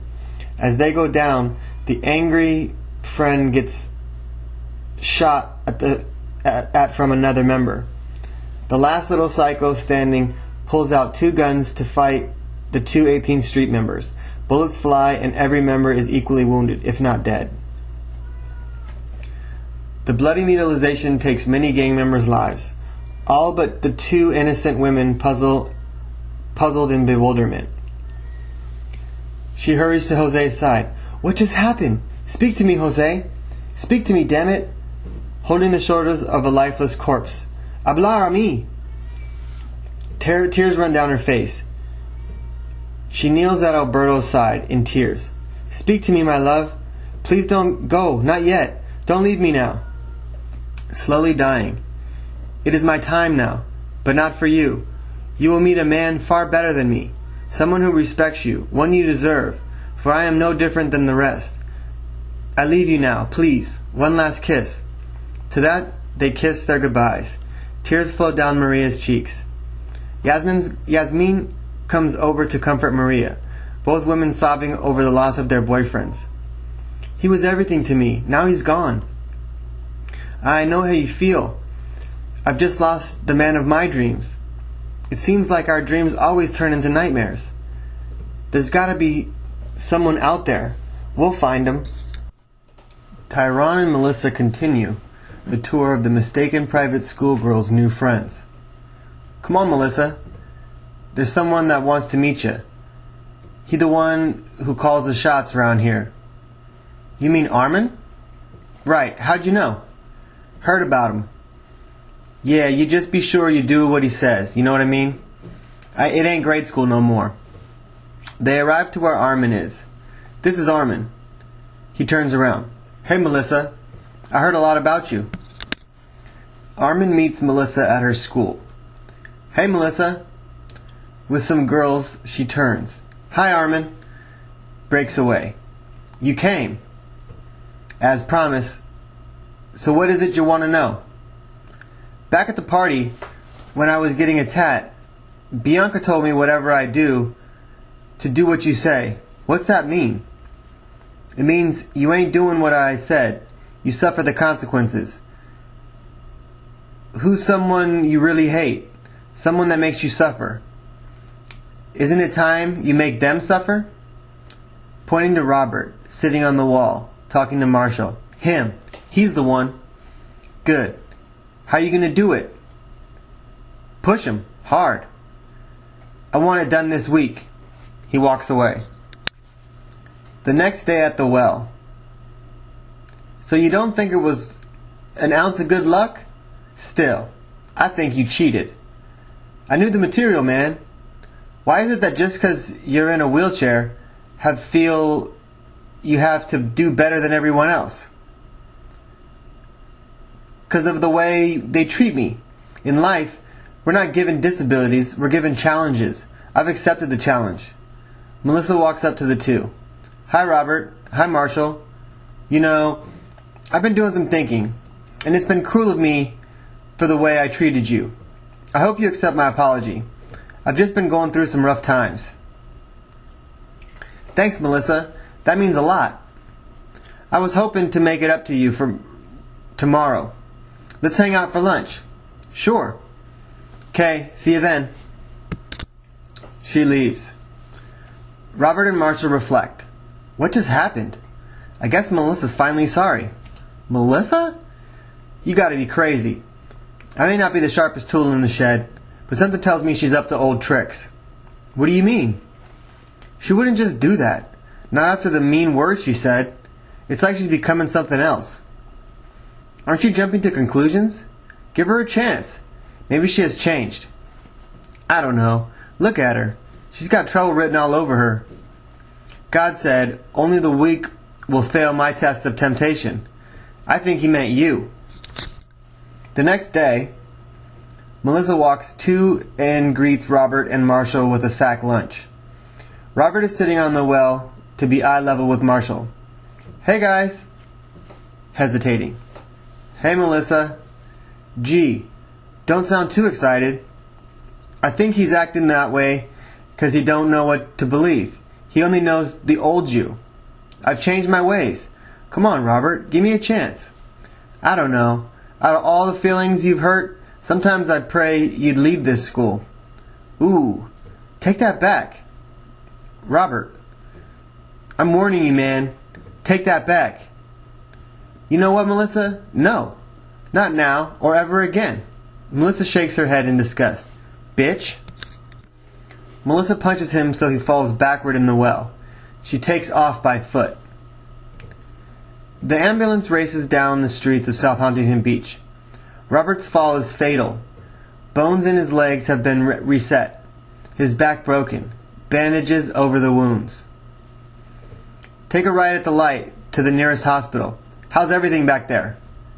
Placing a rubber mask on Robert. Check his vitals. The medic checks. How are they? Low, very low. Follow that sign on the side of the road. The rubber mask is attached to a rubber balloon, which the medic squeezes to push air into Robert. The ambulance turns the corner, and the sound of the siren blares. Cars pull over, giving the ambulance as much room as possible, as the van holding Robert speeds to the hospital. After a glimpse into the past, the present, and the future of Melissa's life, we return to the convicted, sentenced, and released fugitive. The rest of the story is completed in the same train as it begins, Route 955, bound for North Huntington Beach. A young couple sits next to each other, hand in hand, one looking out the window in a daze. I wonder what it would be like to live out there. You mean out here? By me? They make eye connection. You're crazy.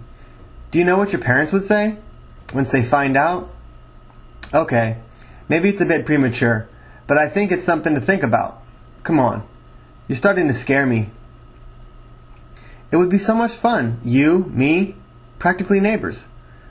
Who's laughing? As soon as anyone finds out, it'd be bye-bye dream living situation. It could come true. Just say the magic 3 words. Oh my God, you expect me to propose? I don't even know you that well. What? We've been going out for like 3 weeks now. Just then, she comes out of the bathroom in completely new attire. Melissa has changed into what Dr. Psycho has sent her. A skin-tight black outfit covers her naked body. A uniform she quite misses. Resurfaces the awakened villain.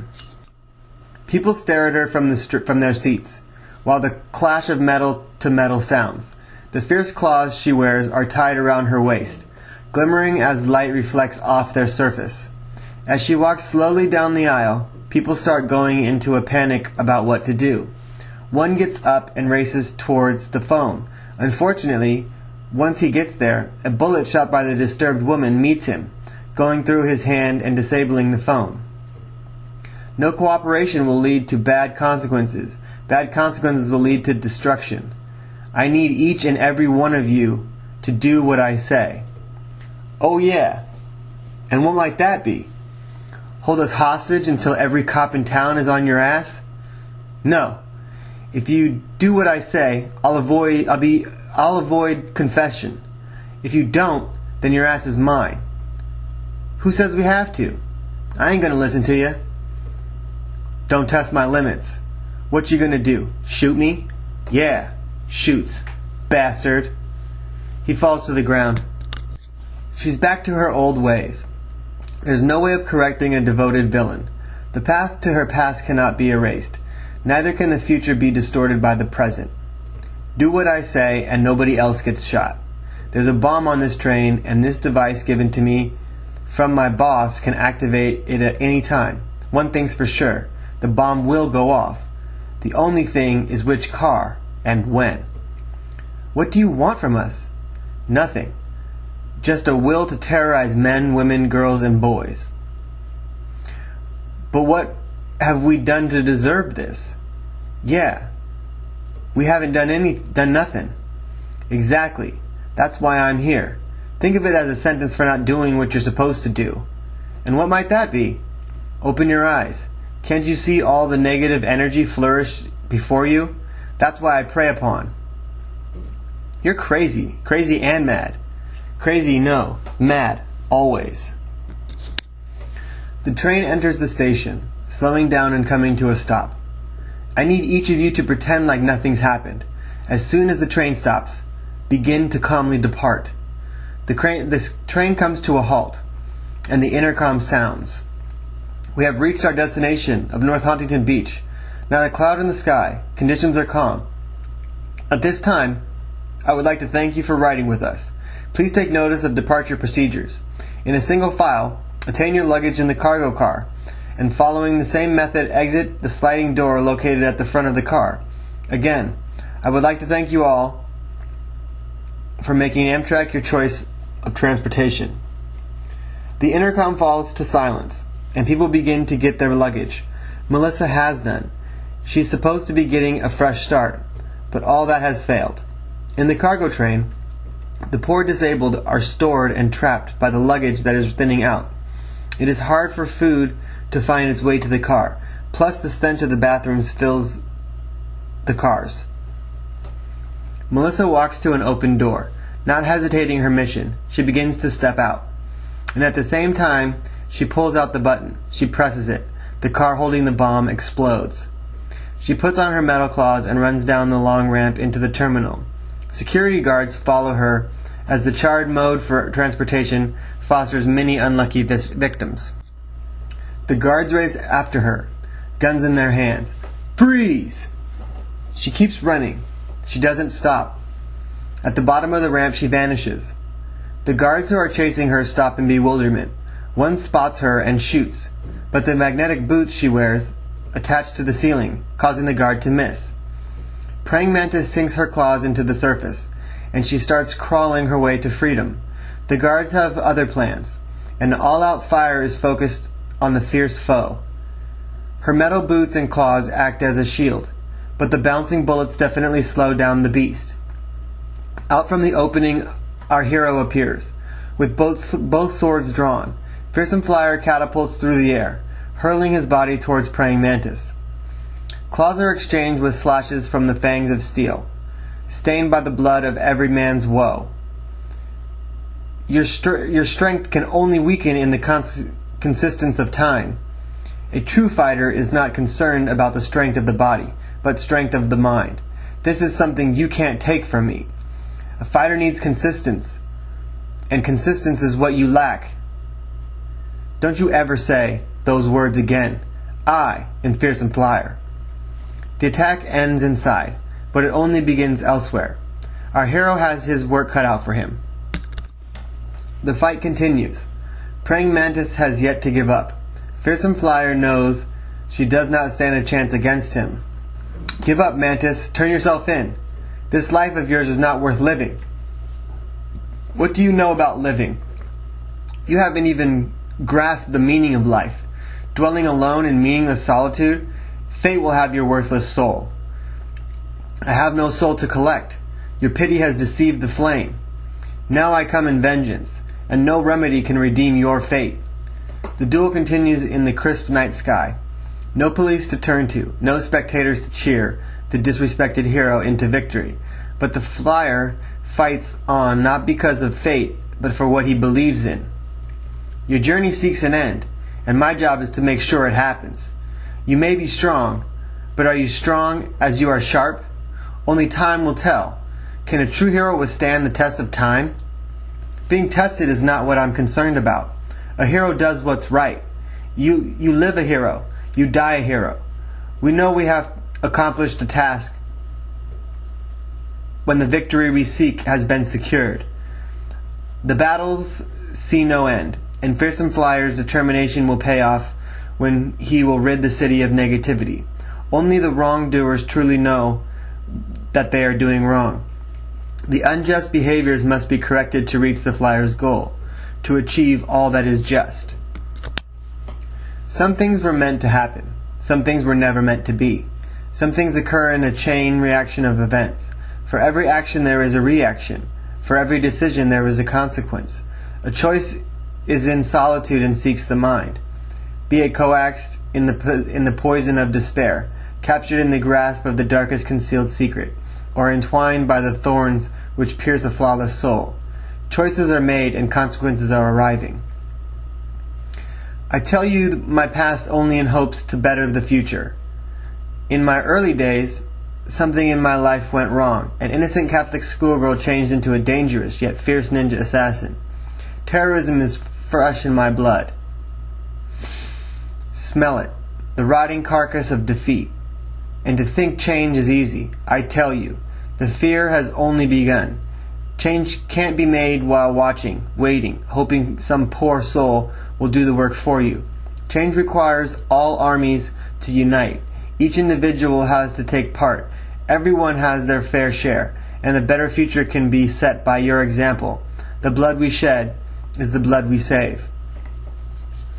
Everything happens for a purpose. My past I give to you made me who I am. The choice was made. The pathway of my life was lit. Whether or not anyone follows my path is my decision. At the same time, be careful what you light. It could lead to an inferno.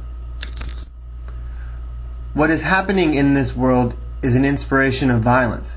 Gangs have filled the streets, spread fear to the wicked, dominated the streets, and to us, they have no hope.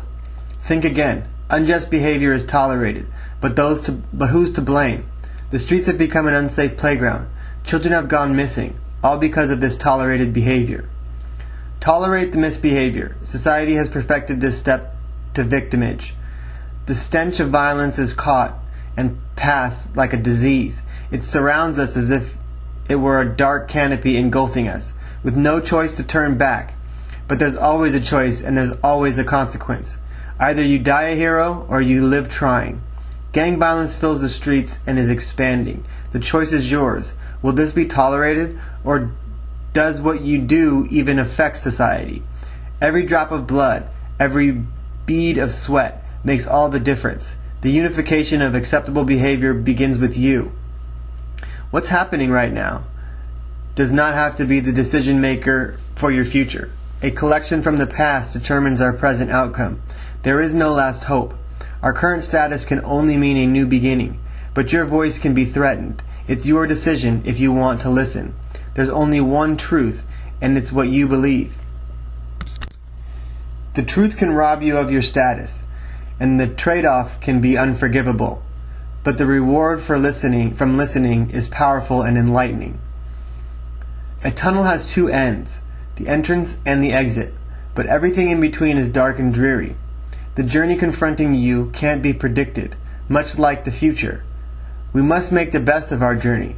A counteracted tunnel of uncertainty can lead to Dr. Psycho's fierce army of ninja assassins, ranking in their own individual status. Psycho's Dark Queen, Hoodlum, followed by myself, Praying Mantis, leading to his #1 trusted partner, the Jeckle, our most powerful, Electric Blaze, followed by the Chameleon and Beauty Stalker. Then comes the Phantom Assassins and the rest of the crew. All for one lucky masked hero. What's the matter? Too afraid to show yourself? Worried you're doing what no one wants you to do? Then back off, Flyer. You don't stand a chance. My cause will sink deep within your chest as I rip your heart out. Now's the time, the only time, to make your rebuttal. Both Fearsome Flyer's swords rip the scene with 2 slanted vertical lines, followed by 2 horizontal lines, making FF. They center in a ring of fire, which is the side wheel of a manual wheelchair. The front and back wheels are both ignited in flames.